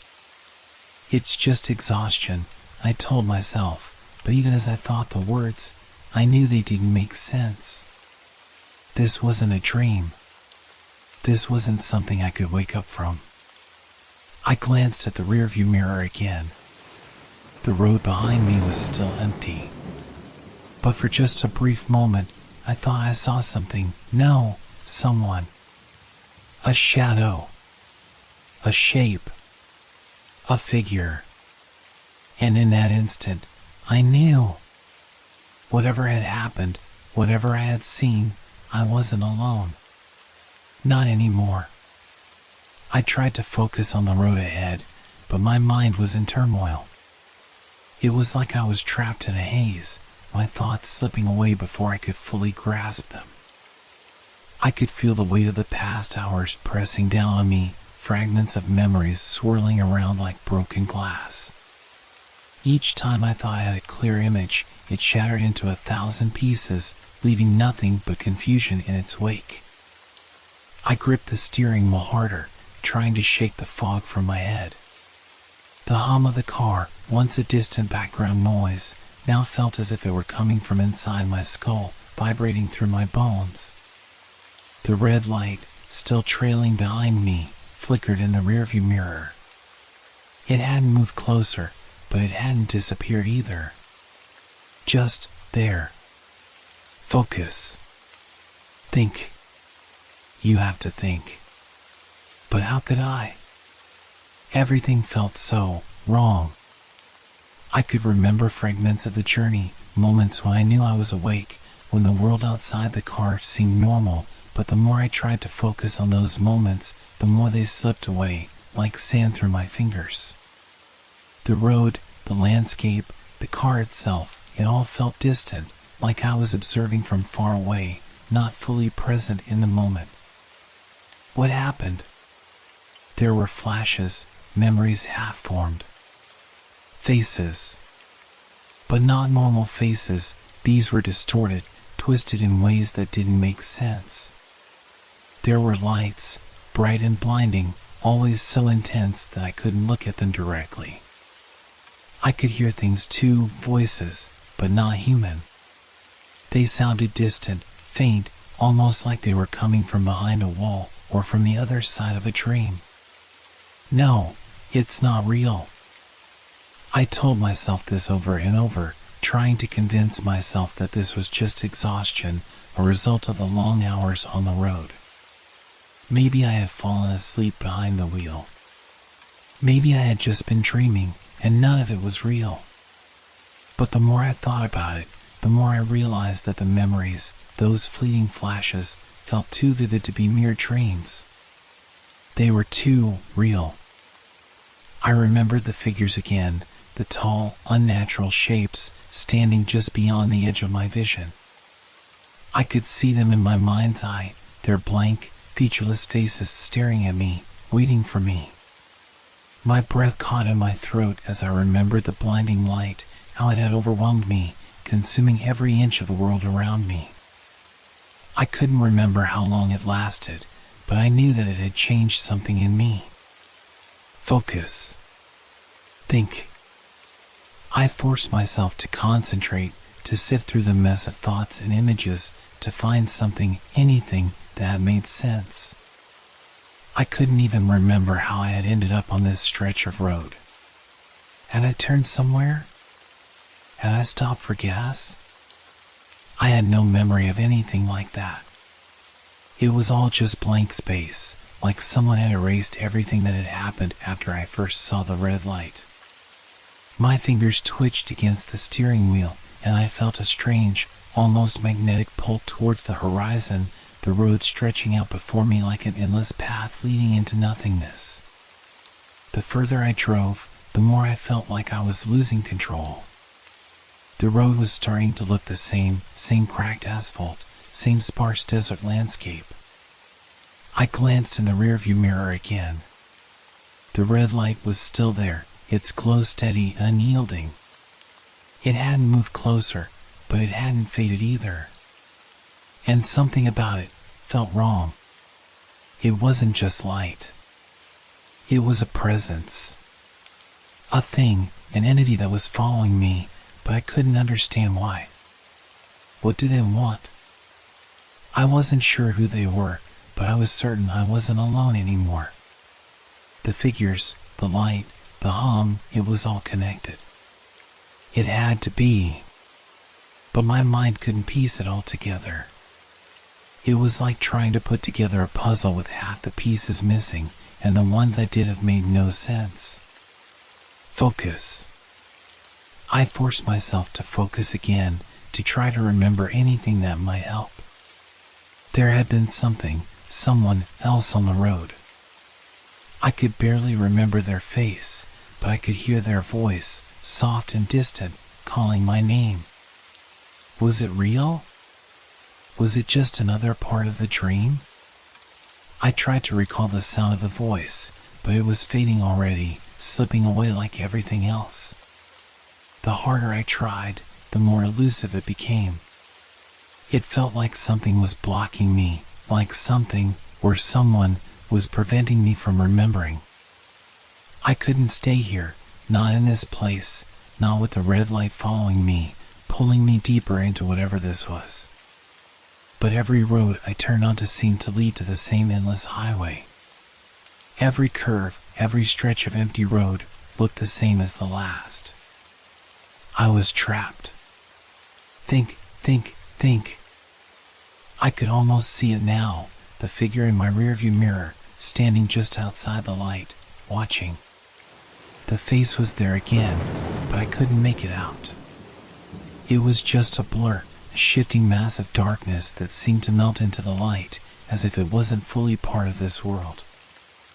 I slammed my fist against the wheel, frustration rising in my chest. I'm not crazy.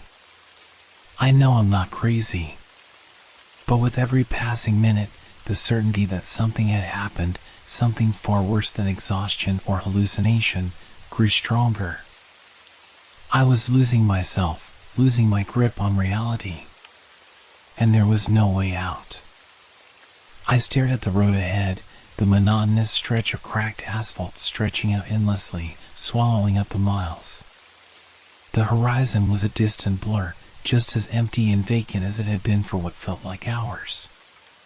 My thoughts, already scattered and disjointed, began to swirl faster. There was no relief, no escape. Everything about this night felt like it was slipping away, like a dream I couldn't wake up from. The more I tried to piece things together, the more fragmented they became. And then, suddenly, without warning, the red light reappeared. It was there again, just ahead, flickering faintly at first, as though it had been waiting for me to notice. The warmth of it, a sinister glow, lit up the dark highway in front of me.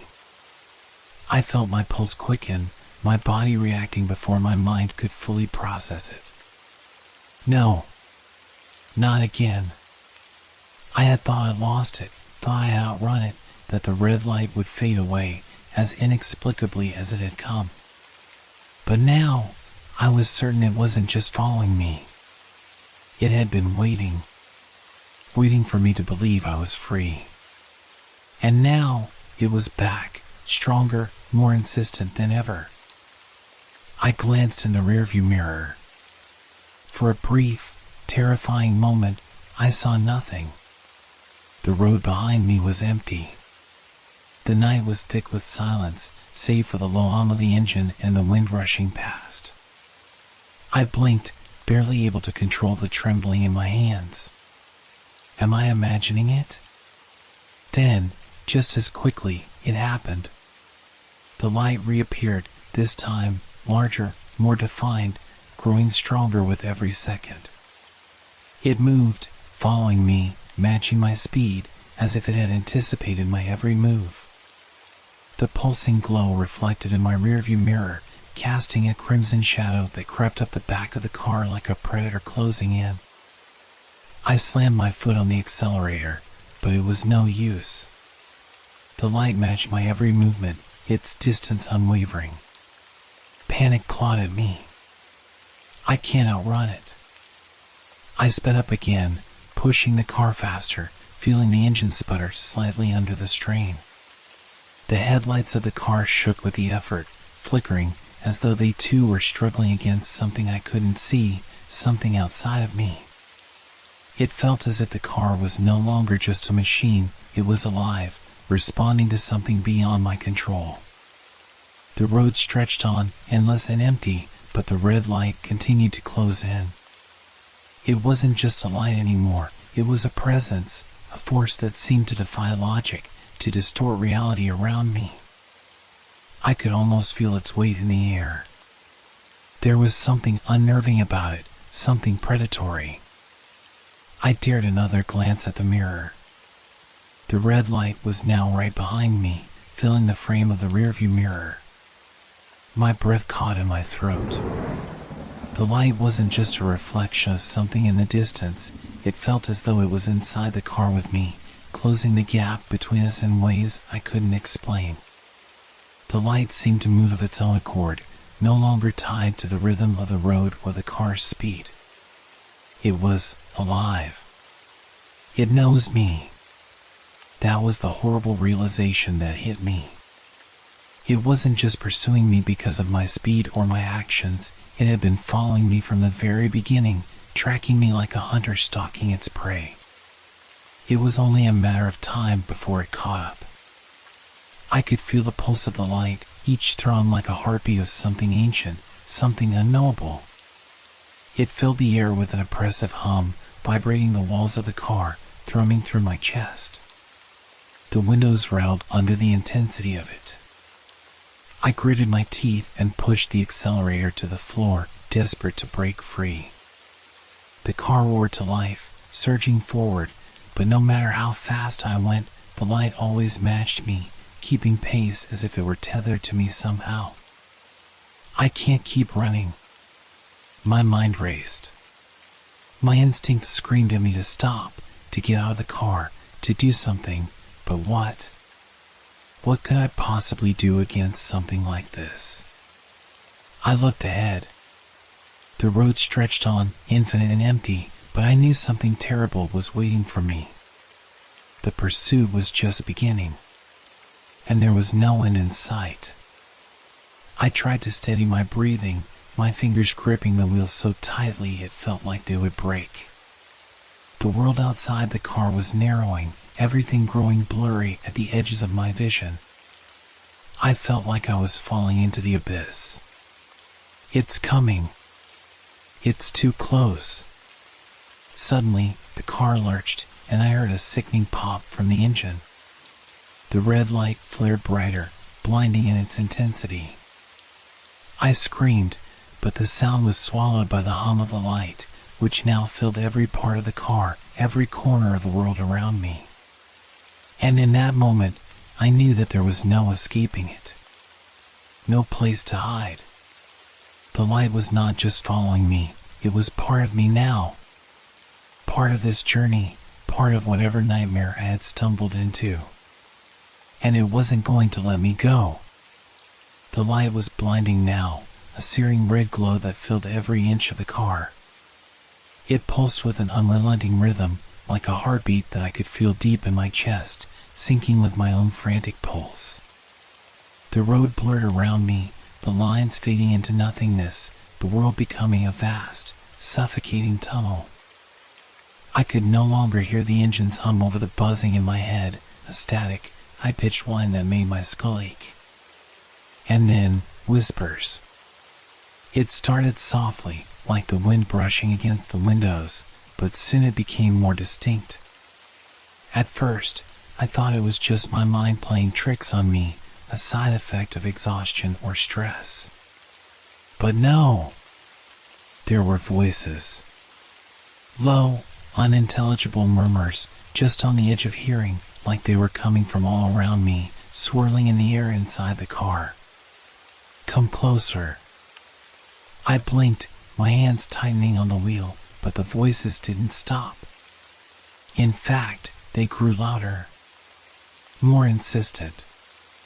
There was no one else on the road. No other cars. And yet, we're waiting. I could feel my heart racing as the whispers grew in intensity, more frantic now, as if the voices were trying to reach me, trying to say something important. But what? The words were disjointed, fractured, like they were being spoken through water. It's time, come, to us. I slammed my foot down on the brake. The car screeched, tires squealing against the pavement, and I jerked the wheel to the side, but there was nothing, no other cars, no barriers, just endless, empty road. My breath was coming in short, panic gasps now, the air feeling thinner with every second. The whispers, still circling around me, weren't just words anymore, they were feelings, sensations, emotions that clawed at me from within. Fear, confusion, despair. The light flickered in my rearview mirror, as if it were reacting to the rising tension in the car. It wasn't just a light anymore, it felt alive, alive in ways that shouldn't have been possible. There was something deeply unsettling about it, something that made my stomach twist in on itself, as though it was too aware of me, too attuned to my every fear. I slammed my hands over my ears, trying to drown out the voices, but it didn't work. They only grew louder, more distinct, the words crashing over one another. I could almost feel them, like fingers curling around my mind, pulling me into the abyss.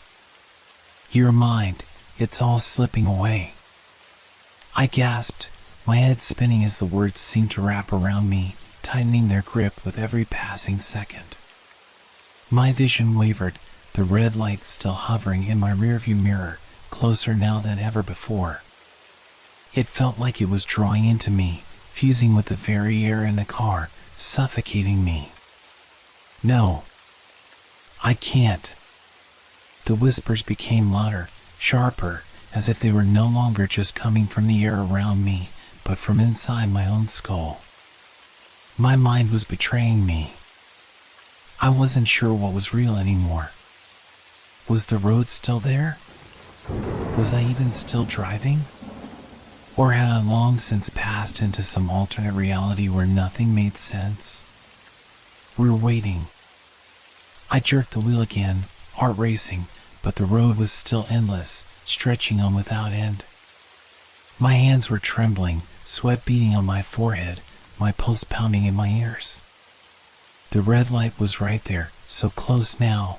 I could feel its heat, its presence pressing against me, suffocating me. You can't escape, it's already begun. I froze. The voices had stopped, but their absence left something even worse in its wake. The silence was suffocating, the stillness in the air too heavy. There was something wrong with me. I could feel my body trembling, a cold sweat running down my back, but there was something deeper, something in my mind that told me I wasn't alone in here. It's them. They're inside my head. I tried to focus, tried to shake off the creeping panic. The red light was all I could see now, so intense it almost burned. The whispers had stopped, but I knew they were still there, waiting in the dark corners of my mind. I had to get away. I had to do something. But what? The road seemed to stretch on forever, a never-ending loop of emptiness. The light flickered again. A quick flash, like it had caught onto my thoughts, like it was feeding off my fear. It was too much. I couldn't take it anymore. The car seemed to shudder beneath me, as though it was a living thing, responding to the presence that was closing in. I looked down at the dashboard, but the numbers on the speedometer were warped, out of focus, flickering in and out of existence. My eyes darted back to the road ahead, but nothing made sense. The asphalt stretched out in front of me, but it felt wrong. Unstable.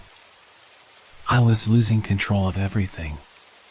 The road, the car, the light, the voices, they were all part of something bigger. Something I couldn't understand, something that was consuming me. Slowly. And as the red light flickered again in the distance, I realized there was no escaping it. There never had been. The pursuit wasn't just of my car. It was of me. And it would never stop. The relentless drive, the flickering light, and the whispers in my mind had taken their toll. Hours, or was it days, had passed in an eerie fog, time slipping away like sand through fingers. But the physical signs of what I was going through were now undeniable. My body was beginning to betray me. My hands trembled violently as I gripped the steering wheel, each shake more pronounced than the last. I tried to steady them, but it was impossible. The tremors were coming from deep inside, as though my very nerves were being pulled apart. I could feel my muscles tightening, becoming sore from the strain, yet every time I tried to relax, they would tense up again, as if some unseen force was making my body rebel against me. The road was an endless blur, but I couldn't stop myself from staring at it. My vision had begun to blur at the edges, like the whole world was smudged with a dirty lens. I tried to blink it away, but it didn't help. I felt lightheaded, a fog in my mind thickening with every passing moment. My heartbeat pounded in my chest, erratic and wild, my skin cold and slick with sweat. I knew I wasn't getting enough air. The space inside the car felt smaller, the walls closing in. I need to stop. I need to rest. But every instinct in my body screamed that I couldn't. I had to keep going, keep moving. The light was always there, a constant in the rearview mirror, waiting, no, hunting. The closer it got, the more my body fought against me.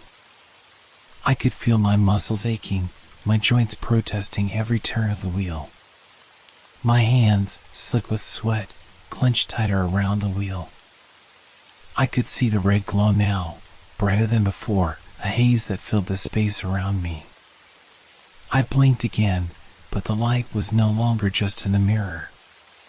It was everywhere.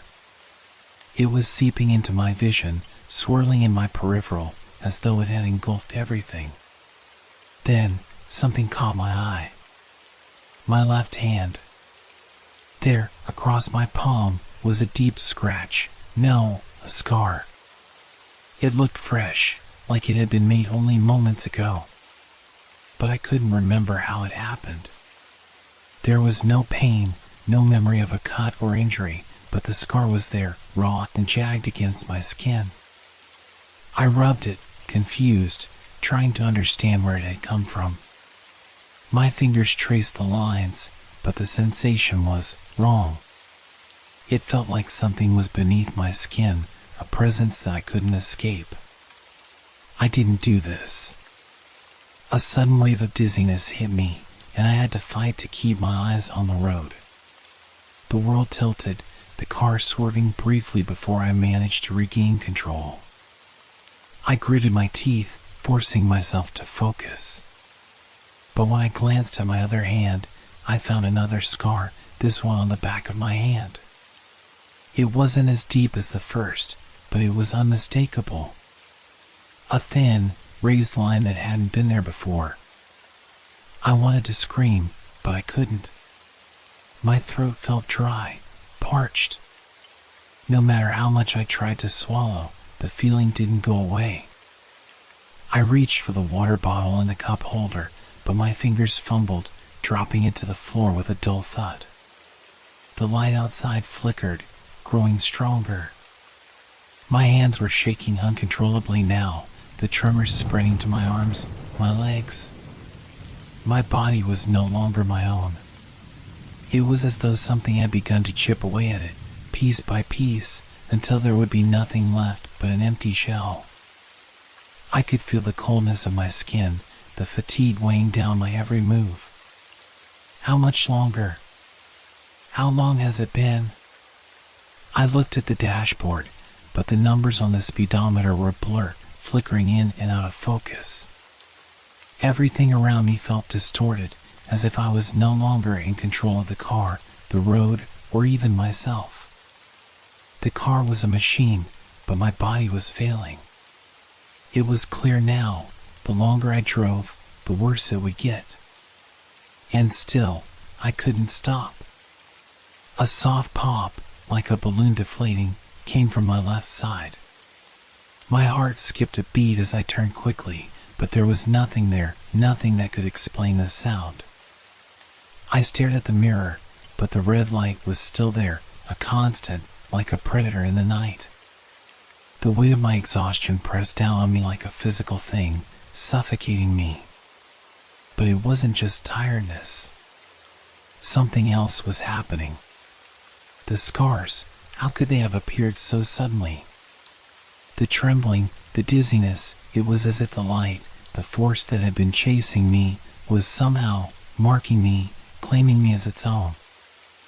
I tried to breathe, but the air felt thick, like I was struggling to inhale anything substantial. My throat tightened with every shallow breath.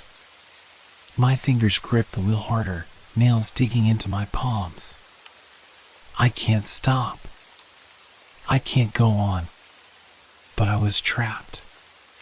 The light was closing in, the whispers in my mind never ceased. And with every passing second, I could feel my body breaking down more and more. I couldn't outrun it. I couldn't escape. I could only feel it coming. The inevitable pull. The red light was no longer just behind me, it was inside me now. It had claimed my body, my mind, and soon it would take the last of me. The car felt like a coffin now, the walls closing in around me as the red light crept into every corner of my vision. It wasn't just behind me anymore. It was everywhere. The reflection in the side mirrors, the rearview mirror, even the windows, every surface, every angle was filled with the glowing, pulsating red light. I couldn't escape it. It had become a part of me, merging with my own panic, feeding off the fear that now gripped my heart. I slammed my foot down on the brake, hoping to slow down, to create some space, but the red light stayed. It pressed in harder, as if mocking me. I looked to the left, my eyes frantic as I searched for any sign of escape, but the light was there too, flickering, swirling, haunting every reflection. It was as if it had invaded every surface of the car, every reflection was it. I turned my head quickly, trying to escape its reach, but even when I closed my eyes, it didn't stop. The glow was there, filling my vision even through my eyelids. I couldn't breathe. The air was thick, oppressive, and the whispers from before were becoming more insistent. I felt them crawling into my ears again, those maddening voices, unintelligible and distorted, scraping at the edges of my consciousness. We're here. My hands were shaking violently. The steering was slippery under my grip as I tried to steer the car in any direction that might offer me some relief, but there was nowhere to go. The road stretched on endlessly in front of me, a black ribbon of asphalt that twisted and turned like some monstrous serpent, and no matter how fast or slow I drove, the red light was always there, always following. Every time I looked in the mirror, it was closer. Every time I glanced at the windows, the light seemed to grow larger, more oppressive. I can't breathe. The space in the car felt smaller. I was suffocating, trapped inside this steel box with nothing but the red light and its reflection pressing against me. I reached for the window, desperate to crack it open, to let in some air, but when I tried, my hand froze. My fingers couldn't move. The scar on my palm, it was burning. The same sensation ran through my entire body now, as though the marks on my hands and arms were pulsing, glowing from the inside out. It's inside me. I let out a strangled cry, but it sounded muffled in the small space of the car. I slapped at the door handle, my palms slick with sweat, trying to get out, but it was no use. The red light had invaded every part of me, every reflection, every surface, every breath. There was no escape. I was suffocating under its weight. The sound of the hum returned, that deep, mechanical noise that vibrated through my bones. It was louder now, like a distant engine growling, but it wasn't coming from anywhere outside the car. It was inside me, deep in my chest, vibrating beneath my ribs. I gasped for air, but my lungs felt full, as if the air itself had thickened, making it harder and harder to draw breath. I coughed, my chest tightening, but the sensation wouldn't go away. The red light in the mirrors began to distort, twisting into shapes, into something else. The glow blurred and expanded, filling every inch of the glass. It wasn't just light anymore, it was a presence. It was watching me, its shape shifting like a living thing, moving in ways that didn't make sense. And then, eyes. I saw them, or I thought I saw them. Red, glowing eyes, staring back at me from their reflections in the mirrors, from the windows, from the darkness that surrounded me. They weren't human. They didn't belong here. It's them. They're inside. They're watching me. I screamed, a high-pitched, desperate sound that filled the car, but the sound didn't escape.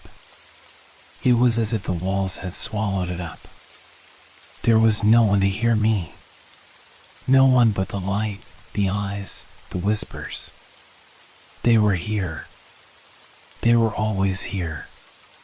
The pressure in my chest was unbearable now.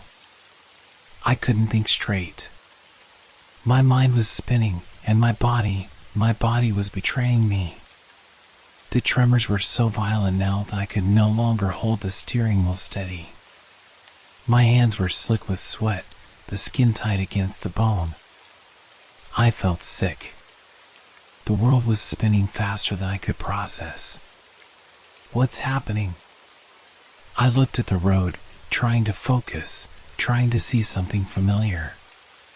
But it was just more of the same. The asphalt stretched endlessly ahead, no sign of light, no sign of life. Only the red light. The red light was all there was. All that I could see. All that I could feel. I pressed my foot harder onto the gas pedal, hoping that if I went faster, I might outrun it. I might outrun the suffocating feeling, the light, the whispers, but the more I sped up, the more intense everything became. The light was right behind me, right beside me. I could feel it pressing against my skin, seeping into my pores, crawling under my flesh, wrapping itself around my bones. It was pulling me in, taking over. I can't. A flash of brightness exploded in my vision, blinding me.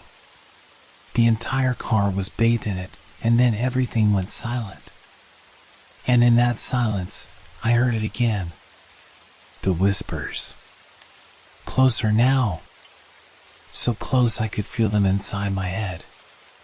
We're here, and you're ours. Panic had already taken full control of my body, but a sliver of rationality remained, just enough to tell me that I needed to do something. I needed help. I couldn't keep driving aimlessly, couldn't keep running.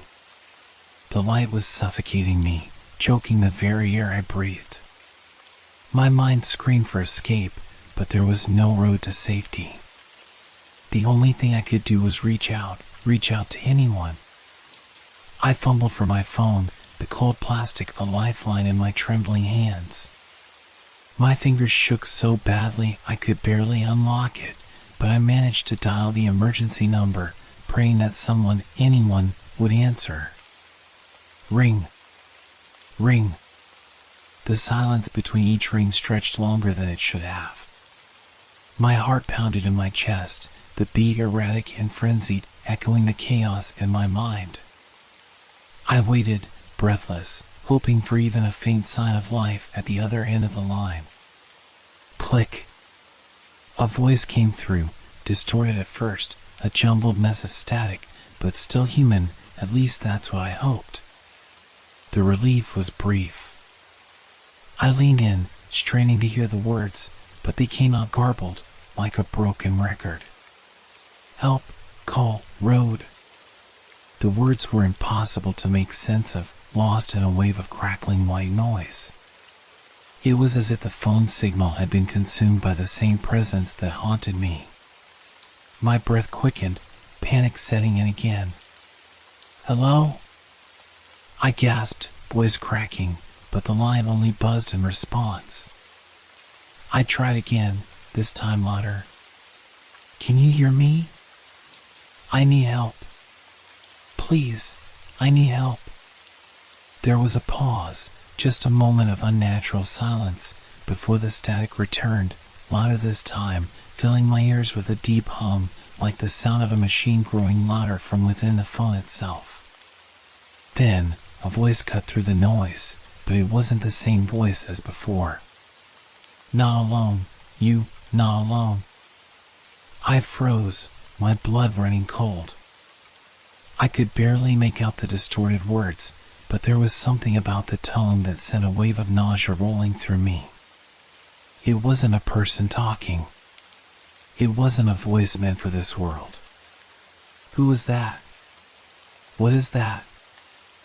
I pulled the phone from my ear, trembling as I stared at the screen. The call was still connected, the seconds ticking away, but the static had intensified. It was as if something, or someone, was inside the phone, inside the signal, inside the very air around me.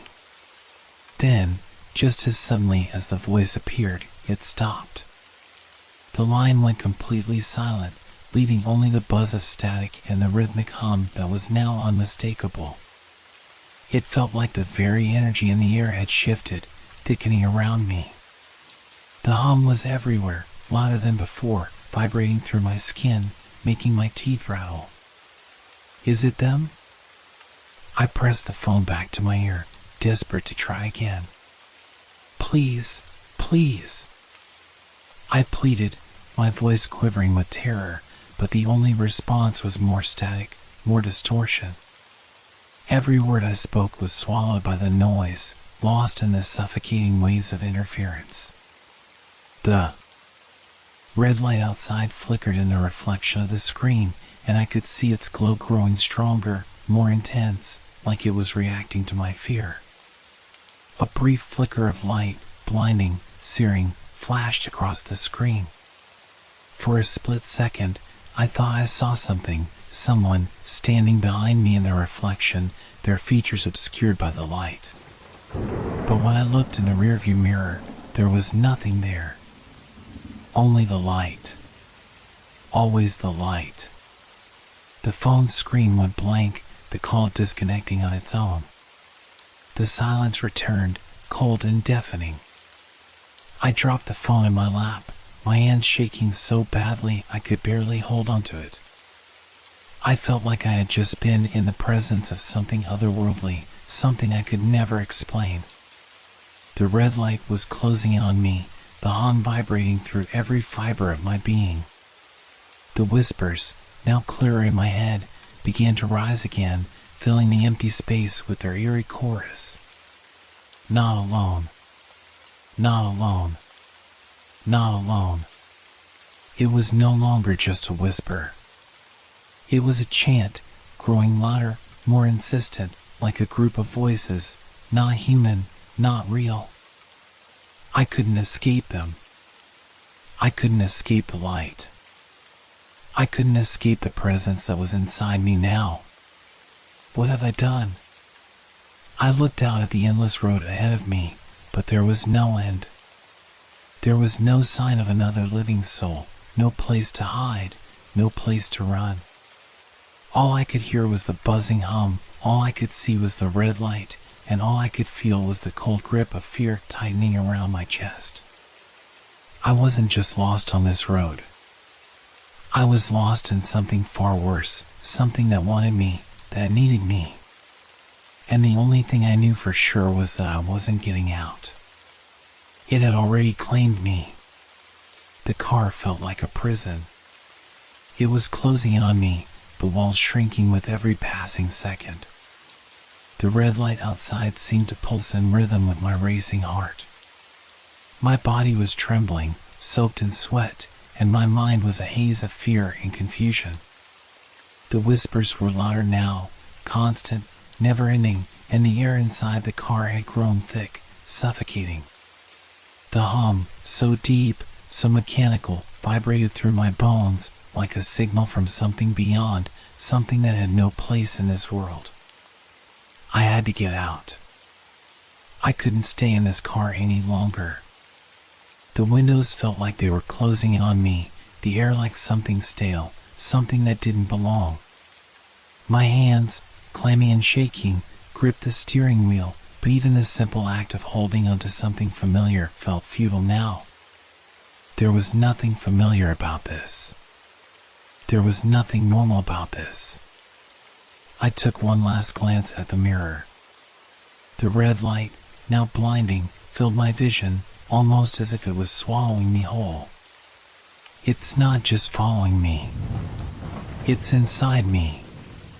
The thought hit me like a cold wave. It was consuming me. The car was no longer a refuge, it was a trap.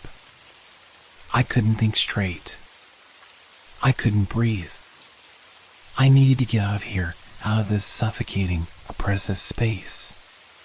Without thinking, I slammed the car door open. The cold air hit me like a shockwave, but it wasn't enough to shake the panic that had taken hold of me. I stumbled out of the car, my legs weak, unsteady beneath me, and the ground beneath my feet felt too real, too solid. It was too much. I was unmoored. But I had no choice. I had to leave. The light outside continued to pulse in the distance, brighter now than ever. I could still see its reflection in the car windows, as if it was still following me. I could hear the hum, feel it vibrating in my chest. It was all around me. There was nowhere to go, but I didn't care. Just keep moving. Keep going. It can't follow if you don't stop. I didn't even think about the road anymore. I didn't care about the direction or the way forward. My eyes were fixed on the horizon, but all I saw was the endless stretch of black asphalt disappearing into the night and the never-ending pulse of red. It was always there, inescapable. My body was on autopilot now, my legs carrying me forward, step by step, though every part of me wanted to stop and scream. I couldn't stop, though. I couldn't. Because the moment I stopped, the moment I let the fear overtake me completely, I knew it would be over. A new sound pierced the air. A shrill whine, sharp and high-pitched, cutting through the hum. My skin crawled. I looked around, heart pounding in my chest, but there was no source for the sound. The night was still, too still, no wind, no animals, no birds, just that unholy noise that scraped at my mind, scratching against my sanity. I glanced back at the car. My breath caught in my throat. The door was still open, but now the interior light was on. The shadows inside were moving. It was as though something was in there with me, something that had been waiting for me to leave, to step away just enough for it to take hold. The figure, was it a figure? In the driver's seat shifted, a silhouette barely visible in the dim light, but it wasn't the car. It wasn't even human.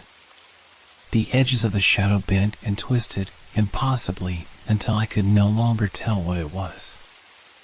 It seemed to stretch into the darkness like an extension of the red light itself. I turned away quickly, but the vision was burned into my mind. I was being hunted. The car, the light, it was hunting me. I wasn't safe out here either. No part of this road was safe. But I couldn't go back. I couldn't. I had to keep moving. The ground beneath my feet began to feel uneven, soft and shifting, like the earth itself was alive, like it was pulling me down, dragging me into something deeper. The whispering was louder now, so close, right at my ear, like fingers tracing the back of my neck. They were all around me. I stumbled forward, my legs buckling beneath me, but I caught myself just in time. My breath came in sharp, painful gasps. The cold night air burned my lungs, but it didn't matter. I had to move. I had to run. The lights, they were getting closer. The light, the one that had followed me for so long, was no longer a distant glow. It was drawing near, so close now, so real. The earth beneath me shook, just slightly, as if something was coming closer. My head snapped around. I could hear the hum again, that deep, insistent vibration, and I felt it inside me, deep in my chest. I stumbled back, my feet unsure, and I knew that I couldn't outrun it. I wasn't meant to. It had already found me. But I couldn't stop. I couldn't give in. I wasn't going to let it take me without a fight. My hand reached out, grasping for anything. A rock, a stick, anything to fight back. But there was nothing. There was only the ground beneath my feet and the red light. Always the red light. It was closing in, and I had nowhere left to go. The ground beneath my feet felt like sandpaper, rough and unyielding, scraping against my skin with every step. My legs were numb, barely able to carry me forward. The night air was thick with the stench of dry earth and the oppressive weight of impending doom. My body screamed for rest, for a break from the relentless terror that had been chasing me, but I couldn't stop. I couldn't slow down. I was in the desert now, though I couldn't remember how I got here. My mind was slipping, just like everything else. Every step I took seemed to blur with the next, each motion feeling more mechanical than the last. I was lost, in every sense of the word. There was no road, no landmarks, no signs of life, just the barren stretch of land and the oppressive weight of the red light hovering above me. The light followed. It had always followed. But now, it wasn't just behind me.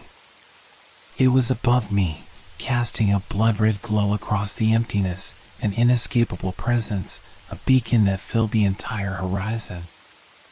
I could feel its pull, a magnetic force that wrapped around me, pressing down on me, suffocating me with every breath. I could almost hear it whispering, no, not hear it, feel it, in my bones, in the very air I breathed. It was too close, too real, and the terror of it was unbearable. I stumbled again, my foot catching on the uneven ground, but I forced myself up, pushing forward, knowing that if I stopped for even a second, it would catch me. Whatever it was, I couldn't let it catch me. But where could I go? The desert stretched out endlessly, an ocean of dust and stone, swallowing everything around me. My mind was fraying at the edges, struggling to hold on to anything that made sense. What was happening? Why was I still running? Was there anyone else out here, or was I the last living soul in this cursed stretch of land? Every time I dared to glance up, the light was there, hovering just above the horizon, a grotesque celestial body suspended in the sky. It pulsed with a malevolent rhythm, a heartbeat that echoed in the stillness of the desert night. It wasn't a plane. It wasn't a helicopter. It wasn't even a car. No, this was something else. Something other. I could feel it. The reality of it was becoming too much to bear. I can't let it catch me. I won't let it take me. But the ground was shifting beneath me, the earth itself feeling unstable, like it was alive, like it was trying to swallow me whole. I could hear the hum now, deep and low, vibrating through the air. It was as though the sound was coming from the very earth, from the very sky, reverberating through the bones of the world itself. I tried to scream, but my throat was dry, the words caught in my chest. My heart hammered wildly, and my legs felt like they were made of lead.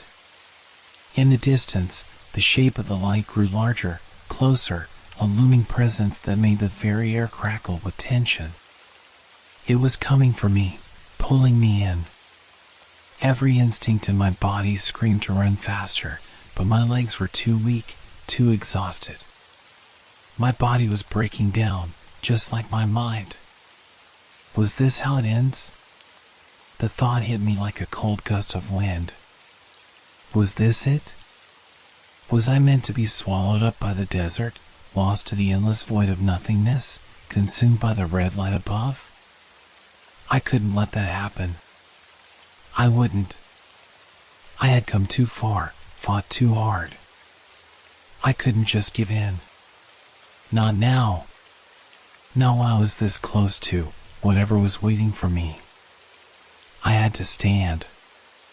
I had to fight. I stopped. The air grew still. The hum of the light seemed to pause, as though the universe itself held its breath. For a moment, I stood in the vast emptiness, the harsh desert winds whipping around me, my body trembling, my mind teetering on the brink of collapse. Then, a voice inside my head, clear and steady, cutting through the chaos, spoke. You can fight it. I didn't know where the voice came from, but I felt its presence. It was not the light. It was not the whispers. It was something else. Something that had always been with me. You can fight it, but only if you believe. I didn't question it. I didn't care if it was real or just another trick of my exhausted mind. I didn't have time for doubt. I turned to face the red light, standing firm in the desert, my legs shaking but my resolve unbroken. I wasn't going to run anymore. The light could come for me. It could chase me. But I would not cower. I would not surrender. I will not be your victim. The air crackled, a faint tremor running through the ground beneath me. The red light began to pulse faster, its glow intensifying, blinding in its brilliance. This is it. This is my stand. I took a deep breath, my hands clenched into fists, and I faced the light. This was it. There was no turning back. The final confrontation had begun. For a fleeting moment, everything stilled. The red light pulsed in the sky, but it felt distant, muted, as though time itself had briefly stopped. My racing heartbeat slowed, the blood pounding in my ears softened, and the intense hum that had become a permanent fixture in my mind faded, just enough for me to think clearly. I took in a breath, a full, deep breath, and the desert air tasted different now. It wasn't just dry and oppressive, it was sharp, almost metallic, as if the very atmosphere had changed. The air was thinner, more artificial. I blinked, and for the first time in what felt like forever, the world around me seemed to snap into focus. The desert, the night, the endless road, they were all illusions, a construct. The truth seeped into my mind, like a wave of cold water, and I couldn't ignore it anymore. I wasn't in the desert. I wasn't even on Earth. Not anymore. The red light above me wasn't some natural phenomenon. It wasn't a plane or a distant star. It was part of something far more sinister, something alien. The light, the hum, the sensations, it was all part of a larger scheme, one that had been unfolding for God knows how long, right under my nose. The truth hit me with terrifying clarity, and I finally understood what had been happening to me, what had been happening to everyone. I had been taken, abducted, experimented on. The memories came flooding back, more vivid now, more real than they had ever been. The flashes of blinding light, the strange figures surrounding me, the feeling of weightlessness. I could see it now, those pale, elongated faces, the black, empty eyes staring at me, observing me like a lab rat. I was no different than the countless others who had been subjected to the same horrors, taken from their lives, whisked away in the dead of night to some unseen place, some distant, cold void of metal and light. They had altered me. They had changed my mind, tampered with my memories, and planted the terror that had been building up inside me. But I was no longer just a puppet, manipulated by their strange methods. No. I had broken free from their control, even if only for a moment. I could feel it now, the clarity, the realization, and the anger that surged within me. I had been marked. Not just by the light, but by them. The experiments. The probing. The tests. The endless hours of manipulation. They had taken everything from me, stripped away the essence of who I was. But now, something had shifted. A fragment of resistance, of defiance, had awakened in me. I could feel it in my bones, in the depths of my soul. They had made a mistake. They had underestimated me. The red light, that all-seeing eye, seemed to grow brighter. The intensity of its glow cut through the desert darkness like a blade, but now it didn't feel so oppressive. It didn't feel like an omen anymore. It felt like a challenge. They think they can break me, but they're wrong. I lifted my head to face the light, standing tall despite the exhaustion, despite the fear. My heart still hammered in my chest, but now it was a different kind of heartbeat. It wasn't the frantic pulse of terror, it was the slow, deliberate rhythm of someone who had seen through the veil, who understood what was happening. I had been part of their experiments, but no longer. I was no longer just a subject. I was their enemy, and I would fight back. The clarity came crashing over me like a flood, and I could almost hear the alien voices in my head, their cold, emotionless commands, the sterile tones that once dictated my every move. But now they were distant, fading, powerless against the rage that burned within me. I stepped forward, my legs no longer trembling with fear, but with purpose. My fists clenched, not to defend myself, but to strike back. The desert around me seemed to blur again, the landscape twisting and shifting like a mirage, but my focus never wavered. The red light above me flickered, as if uncertain, as if sensing the change within me. But I didn't wait. I couldn't wait. With all my strength, with every ounce of willpower that I had left, I yelled into the emptiness, into the vast, silent void of the desert. I will survive this. The light above me pulsed once, twice, then, just for a moment, flickered out, plunging the desert into darkness.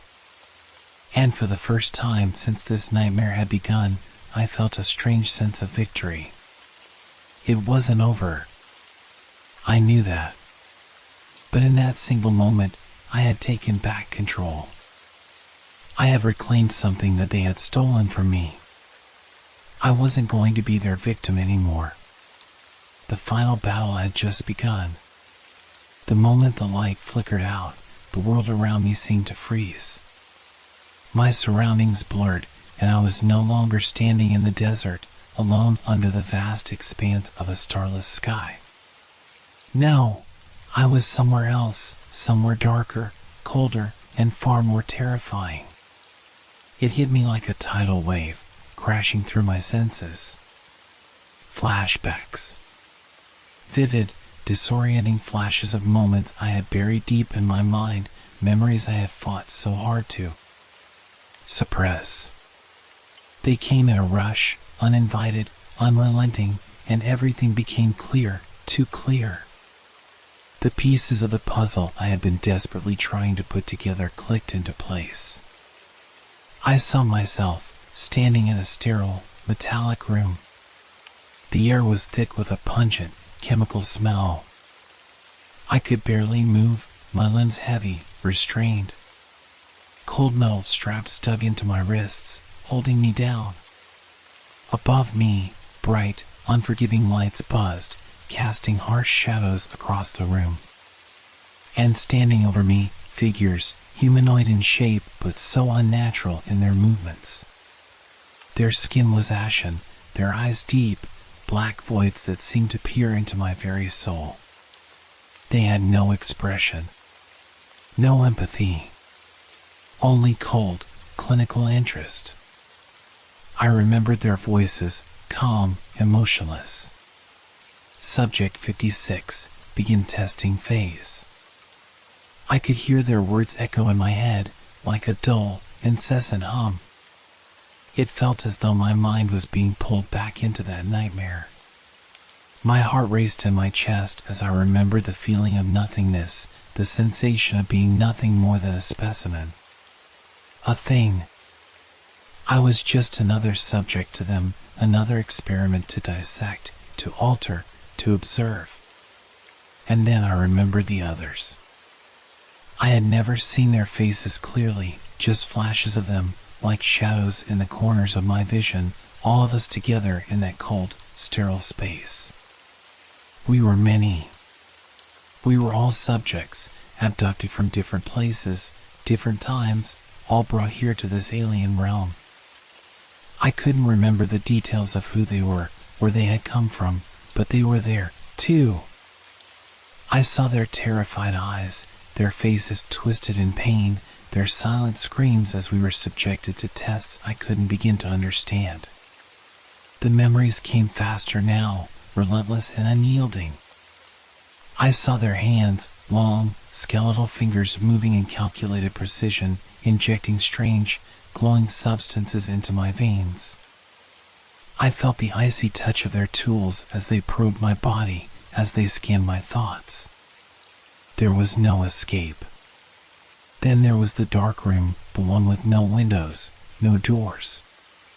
Only the walls, made of something so smooth, so black, they seemed to absorb the light. I was confined there with the others, locked in a prison of my own mind. We were isolated, separated from one another. Alone. Alone, even in the presence of others. The only connection we had was the shared terror, the collective knowledge that we were nothing but pawns in a grand experiment, helpless before the will of whatever alien intelligence had chosen us. But why? That question burned through my mind. Why had they chosen me? Why had they chosen any of us? There were so many unanswered questions. I had been pulled out of my life, out of the ordinary, into this nightmare with no explanation, no reason. I couldn't remember my past clearly anymore, only flashes, fragmented moments that didn't make sense. And then I remembered the others, the ones who never came back. Some had disappeared completely. Some were never seen again, their absence marked only by the cold, empty space where they once stood. Others had been broken, their minds shattered beyond repair. They had been returned, if you could call it that, lost, wandering, their minds nothing but a void. I wasn't the first. I wasn't the last. I had just been one in a long line of abductees, plucked from the quiet corners of the world to serve as lab rats in a grotesque experiment. I wanted to scream, but my voice had already left me. My body trembled, but not with fear, now it was rage. I was not just another subject. I was not their victim. Not anymore. The memories shifted again. This time, it wasn't the cold, sterile environment. It was the machines. The machines that had torn apart everything I knew, everything I was. The pulsing lights, the rhythmic hum of the technology that had invaded my mind, my body, my soul. I saw my reflection, strange, distorted, as though I were looking at someone else. My eyes, black and hollow. My skin, pale, too pale. My body had been altered, reshaped, twisted by their hands, by their unyielding desire to test, to push the boundaries of what was possible. And in that moment, the truth finally came to me. They didn't just take our bodies. They took our very souls. I was no longer the person I had been. I was something else, something changed, something unrecognizable. But I was still me. I shook my head, forcing the memories back. I couldn't let them consume me. I couldn't let them win. I had to fight. For myself. For the others. For every person who had been taken. The desert around me was fading again, the shadows stretching and bending, and I felt the red light above me draw closer. It was watching me, waiting. But I would not be controlled. I would not be another experiment. I had reclaimed my mind. I had reclaimed my strength. And I would not go quietly. The final battle was approaching, and this time I would not be their puppet. I would be the one to end this. My legs trembled beneath me, but I didn't stop. I couldn't. There was no time for hesitation, no time to second-guess the decisions that had led me here. The red light above me flickered ominously, its presence growing stronger, more insistent. It hovered above me like an all-seeing eye, tracking my every move, anticipating my every thought. I had to do something. The truth had burned its way into my mind, but it wasn't enough to stop the fear, to stop the instinct to run. I could still hear the humming sound, distant but ever-present, like a vibration beneath my skin.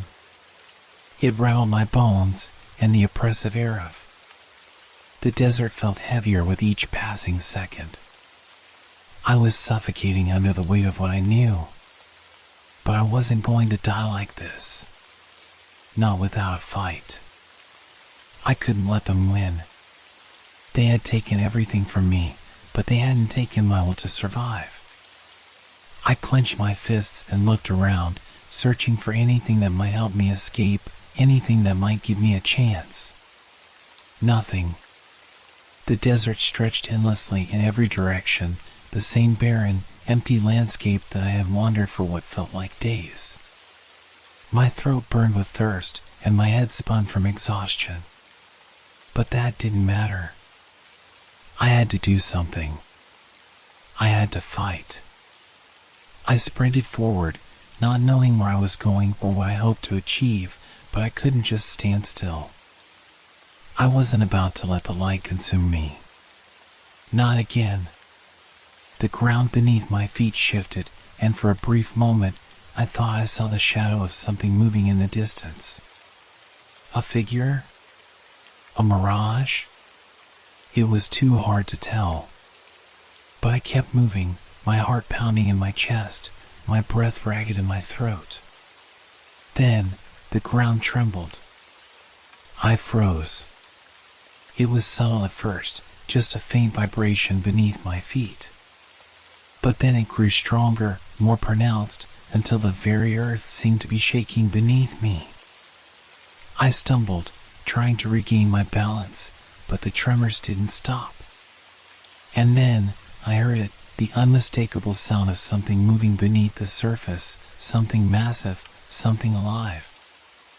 I looked up. The red light, once high above me, was now descending, drawing closer to the ground. It wasn't just a light anymore, it was a presence, an entity, something far beyond human understanding. And as it drew nearer, I could see it more clearly, its edges shifting, blurring, warping, like it was trying to materialize from nothingness itself. Then, suddenly, the ground cracked open. A violent rift tore through the earth, sending a shock wave of heat and wind that knocked me off my feet. I landed hard, my breath knocked out of me, but I didn't have time to recover. The air around me grew thick, suffocating, and I could feel the weight of it pressing against my chest. From the rift, something emerged. At first, it was just a shadow, long and undulating, stretching out of the crack in the earth like smoke rising from a fire. But as it moved closer, I could see it more clearly. A figure. Tall, impossibly tall. Its body was a silhouette, almost translucent, shimmering with an eerie light. Its limbs were long and spindly, stretching out unnaturally, twisting and bending in ways that didn't belong in the world I knew. Its face, if you could even call it a face, was a blank void, a dark, endless expanse, like a hole in the universe itself. And those eyes, those black, hollow eyes, were staring directly at me. I couldn't breathe. I couldn't move. All the fight, all the strength I had summoned just moments ago, drained from me in an instant. I was paralyzed, staring at the thing that had taken everything from me. And then, it spoke. The voice was like static at first, sharp, crackling, incomprehensible, but as it echoed in my mind, it became clear. Too clear. Too unnatural. Subject 56. Escape is futile. I tried to scream, but my voice was gone. My throat tightened, and a horrible sense of dread overwhelmed me, like I was being pulled into the abyss of those empty, hollow eyes. You cannot fight what you do not understand. Its voice reverberated through me, filling my head with a sickening pressure, like it was trying to invade my mind, to take root in my thoughts. It wasn't just speaking to me, it was inside me. I could feel it, creeping through my consciousness, breaking down the walls I had so desperately tried to keep up. In that moment, I understood. This wasn't just an abduction. It wasn't just some experiment. I wasn't a person to them. I was an object. A tool. A thing to study, to dissect, to break and rebuild. I had nothing left. Desperation clawed at me. I fought, but it was useless. The terror was all-consuming, suffocating me until there was nothing but its voice, its presence, surrounding me. The light, the hum, the figures, everything blended together in a twisted, distorted reality where I no longer existed as I once had. And then, the figure stepped forward, its long, alien form moving with an unsettling fluidity. It reached out a hand, and I couldn't stop myself from looking at it. Its fingers were too long, too thin, ending in claws that gleamed in the red glow of the light. I tried to move, but my limbs wouldn't obey. I couldn't run. I couldn't fight. The moment the creature's fingers touched my forehead, the world split. Everything shattered, my mind, my body, my very sense of self. And then, there was nothing. Just the cold, dark void. The world had ceased to exist in any way I recognized. All that remained was the light, the blinding, suffocating, all-consuming light. It filled every inch of space, seeping into my eyes, my skin, my very soul. I could no longer tell where my body ended and the light began. It was everywhere. It was inside me. It was part of me. I couldn't breathe. The overwhelming intensity of it clawed at my senses, tearing away the remnants of who I had been, who I had tried to hold on to. There were no thoughts left. No memories. No emotions. The red glow had washed them all away, leaving nothing but an empty, hollow echo. It was as if the very fabric of my being was being pulled apart, atom by atom, piece by piece, until there was nothing left. I had no name, no face, no past, only the light. It wasn't like anything I had ever experienced. No earthly sensation, no physical force could explain it. The light was alive, sentient. It wasn't just a source of illumination, it was a presence, a force that held me in its grip. I was trapped in it, choking on it, drowning in it. There was no escape, no relief. It wanted me. It wanted to take everything I was. The last remnants of my mind screamed out, a futile, silent protest against the inevitable, but my cries were lost in the endless brightness, swallowed whole by the very thing that had claimed me. I couldn't think clearly. My mind, once a coherent series of thoughts and memories, was splintering into chaos. The fear, the terror, the memories of everything I had endured, everything I had seen, were fragments, floating away like pieces of shattered glass. I tried to grab hold of them, tried to hold on to something that felt real, something that was mine, but it slipped through my fingers like sand. Who was I? What was I? There was no answer. There was only the light, relentless, insistent, dragging me further and further into a place where there were no boundaries, no limits. Time no longer existed. Space had become a distant, irrelevant concept. The past and future bled together into a swirling mass of confusion and disorientation. I wasn't sure if I was still me, if I had ever truly been. All I knew was that I was being consumed, obliterated by this force, this presence that was both alien and somehow familiar. And then, a new sensation. A pressure. A cold, creeping sensation that began to seep into my thoughts, into my very consciousness. It was like being watched. I could feel them, the beings, the ones who had taken me, who had dragged me into this nightmare. They were there, in the distance, their shapes indistinct in the glowing blur, but I could feel their presence, like a weight pressing down on me. Subject 56. You are no longer necessary. The voice rang out, not through my ears, but through my mind, deep and unwavering. It echoed with a finality that shook what was left of me. I tried to scream. I tried to fight. But there was nothing. There was no voice. No body. No fight. Only the light. My identity, my sense of self, unraveled completely, and with it, the last remnants of the person I had been. I was no longer a name. I was no longer a body. I was nothing. Nothing but a fading memory in the vast, infinite void that had swallowed me whole. The light stretched on, consuming everything, my mind, my body, the very essence of my being, and there was no escape. There was no place to go. No way back. I wasn't even sure if I had ever been real. And then, in the suffocating silence that followed, I vanished. I woke with a start, my body jerking upright, as if I had been pulled from a deep, endless sleep. The dry heat of the desert air hit my skin first, stale, suffocating.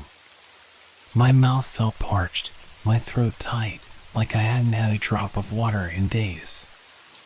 The taste of dust lingered on my lips. I blinked rapidly, trying to clear the fog in my mind, trying to remember where I was. My vision blurred, and the ground beneath me felt unsteady. It took a moment before I realized I was lying on the cracked asphalt of a highway, the familiar stretch of road I had been driving on just hours ago? Or had it been days? Weeks? I couldn't tell. I pushed myself up from the road, my hands trembling, my legs unsteady. A wave of dizziness washed over me, making me stumble before I could catch my balance. I swayed, as though the ground itself was unsure of my presence, like the very earth was questioning whether I still belonged here. The highway stretched before me, endless and silent, a lonesome path cutting through the barren desert.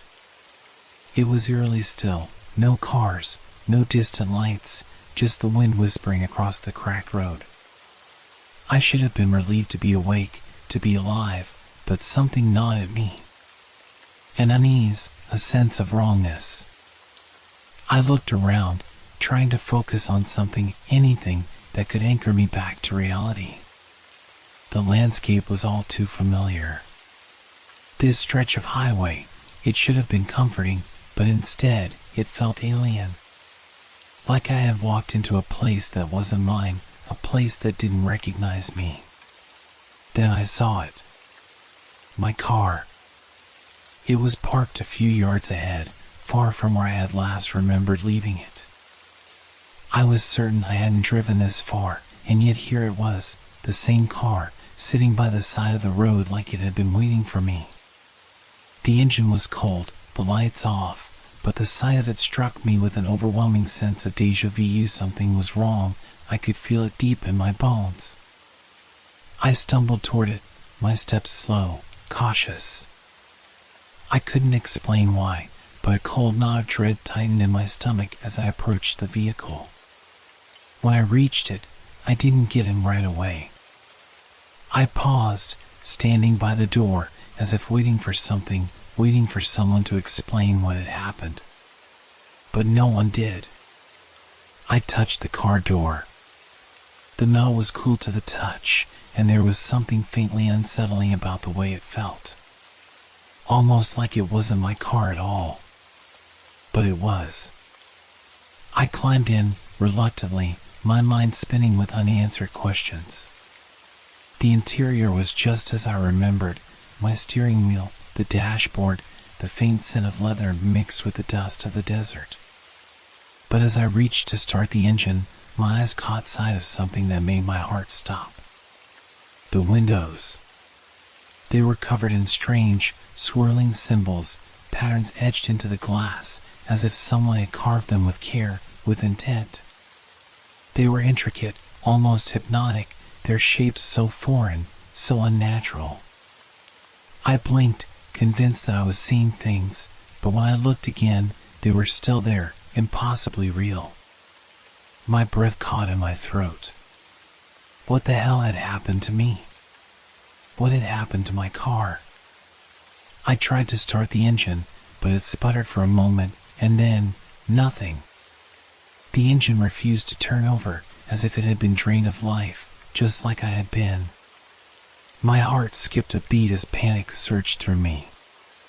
What was I supposed to do now? The road ahead remained silent, undisturbed, as if the world had forgotten I was even there.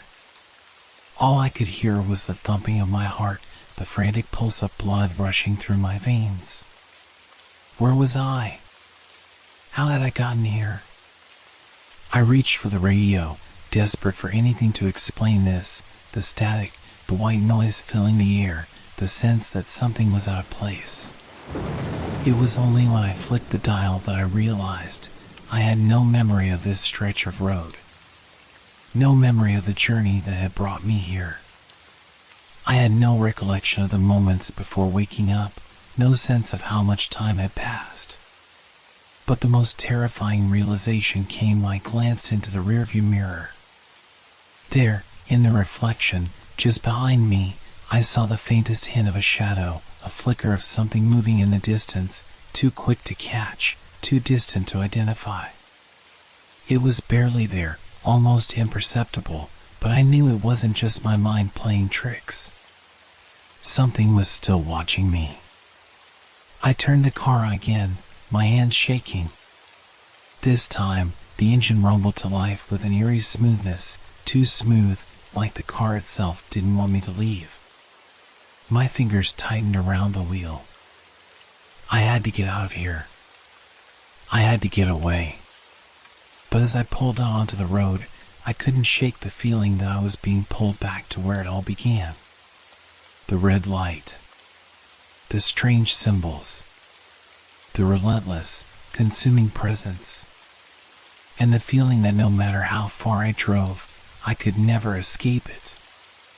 As I drove, the world outside the windows seemed to blur into nothingness. The empty highway stretched on, but every passing second felt like an eternity.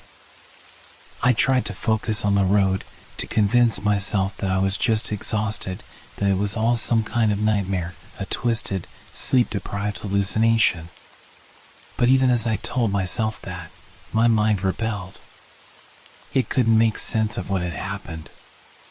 The fragmented memories, images, sounds, feelings flashed in and out of focus like a broken film reel. I closed my eyes for a moment, trying to clear the overwhelming noise in my mind. But the moment my eyelids fluttered shut, I was assaulted by flashes of images I couldn't fully grasp. A red light. Pulsing, throbbing, following me. It was there, right behind me, always just out of reach, but never fading. No matter how fast I drove, it stayed. A hum, a buzz, like static in the air. And then, those figures. Strange, faceless forms, hovering in the distance, always just out of view. Their shapes were distorted, like they were made of something that couldn't exist in our world. I couldn't remember their faces, but I could feel them always watching, always waiting. I opened my eyes quickly, hoping to shake off the unease. I reached up to touch my neck, a subconscious action, but when my fingers brushed against the skin, I froze. The sensation was wrong. There was something new there. Something unfamiliar. I hesitated, my heart pounding, before carefully feeling the area again. A scar. A deep, jagged mark running from my collarbone up to my jawline. It was raw, red, like it had been made recently, too recently. I pulled my hand away, my pulse quickening, and immediately glanced at my arms. There were more scars, small, almost imperceptible at first glance, but now I saw them clearly. Raised, pale lines, some old and faded, others fresh, as though they had been burned into my skin. The realization hit me like a cold wave. I hadn't done this to myself. This wasn't from some careless accident or injury. These marks had been placed on me, deliberately, with intention. They had done this. I gripped the wheel harder, feeling the leather dig into my palms as if it could hold me together. My breath grew shallow. It was as though every inch of my body had been touched by whatever had happened to me on that road, by whatever had taken me. A surge of nausea hit me, and I struggled to keep my focus on the road. I needed to keep going. I needed to get away from the desert, from this place, from the memories that were gnawing at the edges of my consciousness. But the harder I tried to push them away, the clearer they became. The more vivid the flashes of what had happened. Those figures, what were they? Why couldn't I remember their faces, their voices? I took a shaky breath, my hands gripping the steering wheel so tight that my knuckles were white. The scar on my neck seemed to pulse with a phantom pain, a constant reminder of the otherness I had encountered. I could almost hear the hum of the light again, the same mechanical, eerie buzz from the night before. It was as if it was still following me, invisible but there, always lurking, just out of sight. The memory of it clung to me like a shadow, refusing to let go. And then, it came back to me. The symbols. The patterns etched into my car. They had been there, on the windows, on the dashboard, on every surface I touched. I couldn't remember how they had gotten there, but I could feel their presence seeping into my thoughts. They were alien, cryptic, but they had meaning. I knew they did. What had they done to me? I glanced at the rearview mirror, half expecting to see that same eerie red light behind me, ready to chase me down again. But there was nothing. Only the road. Only the emptiness. The sound of the engine filled the silence as I continued driving, my mind a swirl of thoughts I couldn't hold on to. But in the depths of my confusion, I knew one thing for certain, nothing would ever be the same again. No matter how far I drove, no matter how fast I tried to outrun it, the encounter was etched into me. Physically. Mentally. And the truth, whatever it was still out there, waiting for me. The further I went, the more it felt like I was being pulled towards something. Something I didn't understand. Something I didn't want to. But I was already in it. I couldn't escape. I had been marked. I had been changed. And there was no going back. I had no idea where to go, no place to turn. The sense of isolation pressed down on me, suffocating. My car rumbled along the road, but I wasn't really paying attention anymore. I just drove, hoping that the movement, the constant forward motion, would push the images, the feelings, away. I glanced at my phone, hoping, praying, that maybe, just maybe, I'd get a signal. I tried to call for help a dozen times before, but every attempt had been met with nothing but static, voices distorted beyond recognition, as if the phone itself was fighting against me. This time, though, there was a faint bar on the signal strength icon. I quickly punched in the number for the nearest sheriff's office. I didn't care if it seemed strange, I just needed someone to hear me. I needed to tell someone about what had happened, to finally make sense of it all. The phone rang twice before a voice answered. Sheriff's office. Can I help you? The voice was steady, professional. I took a shaky breath. Please, I said, I need help. Something happened out here. Slow down, son. What's going on? The voice cut through the static, but there was a tone to it that made my skin prickle. It was too calm, too disinterested. I don't know how to explain it. I was driving down the highway, and there was this red light. It followed me. It was like it was alive. I don't know what happened. I lost time. The line went silent for a moment, and then the voice spoke again, this time slower, more deliberate.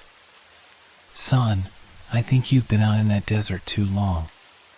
You might have seen something, but the heat and the isolation out there can mess with your head. You're probably just imagining things. I felt my blood run cold. My grip tightened on the wheel, my knuckles turning white. I wasn't imagining this. I wasn't making it up. No, I almost shouted. You don't understand. Something took me. My car, it's been marked. It's got these symbols, these carvings. You have to come out here, please. Another long pause. I could hear a slight exhale on the other end, followed by the sound of paper rustling. You're sure you're all right? The voice asked, a bit too patiently. You've been driving a long time, and it's late. Maybe you're just tired. Those roads can get to people. Just pull over, get some rest. We'll check in on you in the morning. I could feel my heart pounding in my chest. My pulse hammered against my temples. The ridicule was there, thick in the officer's tone, like I was just some lunatic calling in with some wild, made-up story. I'm not crazy. I snapped. Please, I'm telling you, there's something out here. You need to help me. There was a long, heavy silence. I could hear the faint buzz of static again, and then the officer spoke. Son, we're about 30 miles from you. You're on your own until morning. I suggest you get off the road, find a place to wait this out. We'll talk more then. And with that, the line went dead. I stared at the phone in disbelief. The connection was gone, the signal fading again into nothingness. It wasn't even the officer's words that stung, it was the complete dismissal, the cold, flat tone that made it clear that they thought I was just some crazy person. Some idiot driving in the dark. I punched the steering wheel in frustration, my mind racing. They didn't believe me. They didn't care. I could almost hear their laughter now, the ridicule, the mocking tone of their voices. I needed to talk to someone. Someone who would believe me. Someone who would help me understand what was happening to me, to my car, to my body. But the more I thought about it, the clearer it became, no one would believe me. No one could. I wasn't even sure I believed myself anymore. I pulled over to the side of the road, my fingers numb from gripping the wheel too tightly. I couldn't keep driving.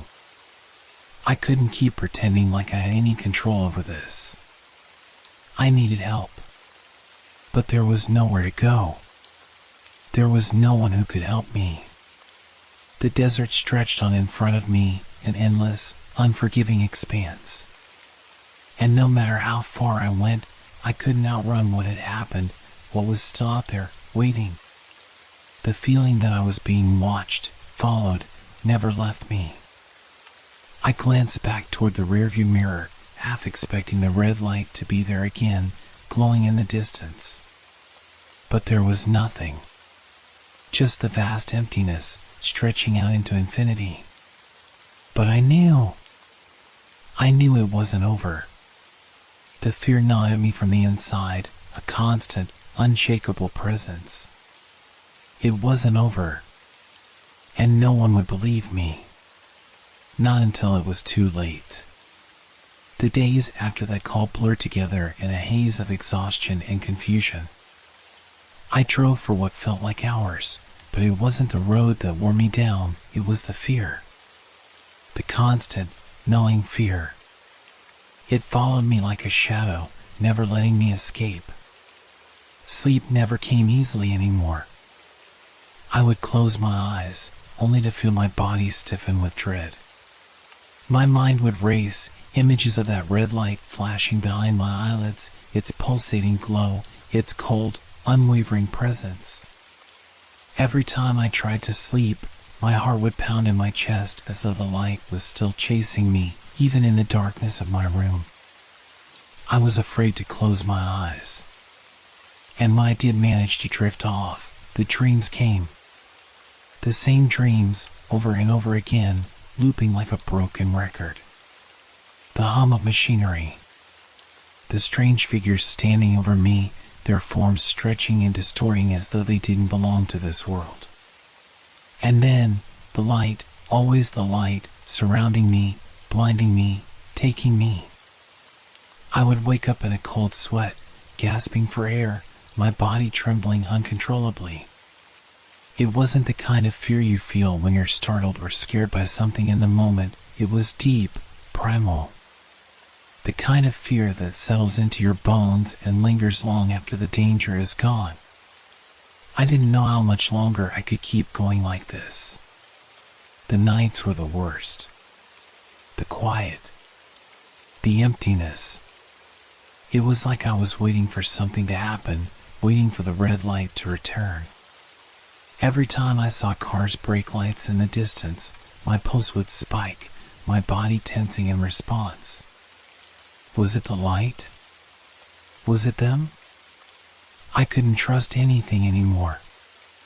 Every street light, every tail light, every flicker of red, my mind would play tricks on me. The longer I drove, the worse it got. My fingers tightened on the wheel, my gaze darting to the mirrors, half expecting to see the red light hovering behind me. Sometimes, I swore I saw it. Just for a moment, a flash of red in the corner of my eye. But when I turned to look, it was gone. It wasn't real, I knew that. But it didn't stop the fear from crawling under my skin. I couldn't escape it.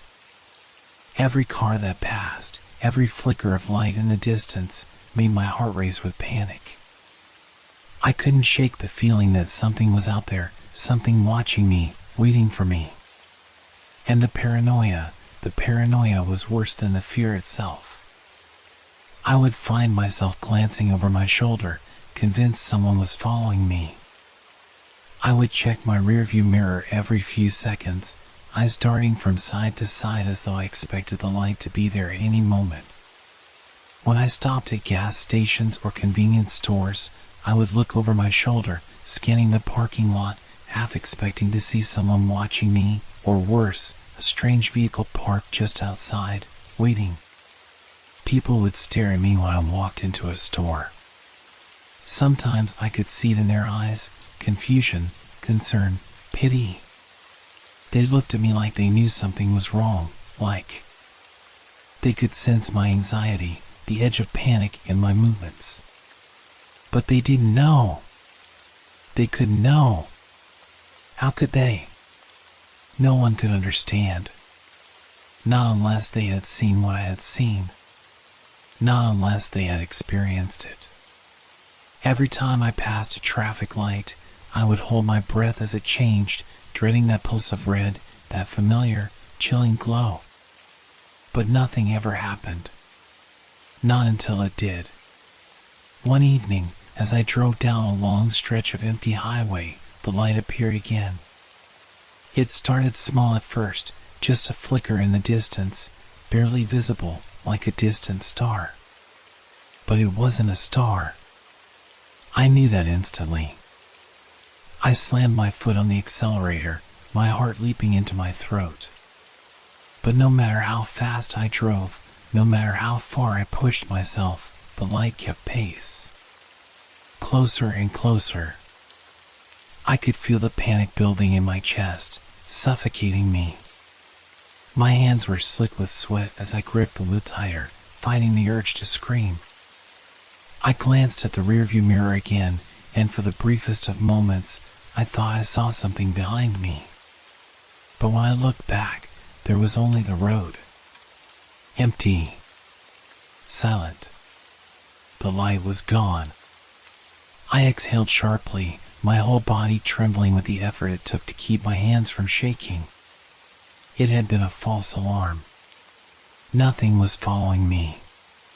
But deep down, I knew the truth. It never really left. Even as I drove on, the fear clung to me like a second skin.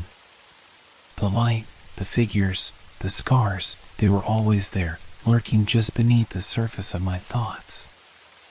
I couldn't outrun them. No matter how far I went, no matter how fast I drove, they would always be with me. And I didn't know how to live with that. The road stretched endlessly before me, the same desolate highway, a familiar and unnerving sight. The landscape had begun to blur together, a monotonous stretch of cracked pavement, the occasional scraggly bush, and endless, yawning emptiness. But no matter how many miles I drove, I couldn't escape it. The light. It had been days since I last saw it. At least, I thought it had been. Time had become meaningless, slipping away as my mind became more and more fractured. The nightmares, the fear, the dread, they were constant companions. I couldn't trust the world around me. Every light, every shadow seemed to whisper of something hidden, something lurking, just out of reach. But tonight was different. There was something in the air, a shift, like the world itself was holding its breath. I was driving faster than I should have been, my foot pressing down on the gas, almost instinctively trying to outrun something. The wind was hot through the cracked window, and the steady hum of the tires against the road had become a lullaby of sorts, a sound I could almost lose myself in. It was the only thing that kept me grounded, reminding me that I was still here, still in control. Or so I thought. It happened so quickly, so suddenly, that I didn't even have time to react. I glanced into the rearview mirror. At first, I thought it was just a trick of the light, a reflection from a distant car, maybe. But then I saw it. A faint glow. Red. The same red I had come to dread. It wasn't far behind me, but it was there, visible, undeniable. My heart skipped a beat, a jolt of panic rushing through my veins. No. Not again. It couldn't be. The red light, it was back. But how? How could it have found me again? I hadn't seen it in days. I thought I was safe. I jerked my head back to the road, the steering wheel slipping beneath my trembling hands. My gaze flicked to the rearview mirror again, and the light was still there, closer now. It hadn't moved, hadn't passed me. It just hovered, like a malevolent eye, watching. I slammed my foot down on the gas, the engine growling in protest as I pushed it harder, faster. The needle on the speedometer crept upward, but it didn't matter. The light kept pace, just as it always had. No matter how fast I drove, no matter how far I went, it stayed with me. I didn't dare look back again. I couldn't. I knew what I'd see, if I even managed to glimpse it before I lost control. But then something shifted in the mirror. The red light, it bent. It wasn't just a reflection anymore. It was a presence. I saw it swirling behind me, glowing brighter now, distorting as if it was reaching, pulling me closer. A cold wave of terror washed over me. The car, my car, it wasn't just mine anymore. I could feel it. The metal beneath my hands, the very engine itself, it had become something else. It was no longer my vehicle. It had been taken, altered in ways I couldn't understand. The shapes, the patterns, the symbols, they were still there, faint and haunting, etched into the car's interior. I couldn't get away from it. I couldn't escape. My pulse was erratic, my breathing shallow as I fought to stay focused. It wasn't just the light anymore. It was the entire world around me, warping, twisting into something that wasn't real. Every shadow felt like a threat, every flicker of light a warning. The red glow wasn't something distant or unattainable. It was part of me now, connected to me in ways I couldn't explain. I had never believed in the supernatural. But now, as I stared into the rearview mirror, watching that red light grow brighter and more solid, I realized the truth. There was nothing normal about this. Nothing I had ever known could explain what I was experiencing. I wasn't running from it. I wasn't escaping. It was already here. It had always been here. With a deep, primal instinct, I reached for the door handle, prepared to abandon the car once and for all, to face whatever came next. But before I could open it, the red light flared in the mirror, blinding, overwhelming. For a moment, I thought I saw something, shapes, figures, moving behind the glow. Tall, thin, unnatural figures that stretched out, like shadows cast by a world I couldn't see. And then everything went black. The car jerked to a sudden stop, but I wasn't sure if I was still in it or if the world around me had shifted again. I was dizzy, disoriented. My body felt heavy, as though it didn't belong to me anymore. I opened my eyes slowly, blinking into the dim light of the desert. The red glow was gone, but I could feel it deep in my chest, that cold presence lingering. I wasn't sure what was real anymore. I didn't know if I was alive or if I had crossed into some other plane of existence. All I knew was that it was still out there, waiting, and it wasn't done with me yet.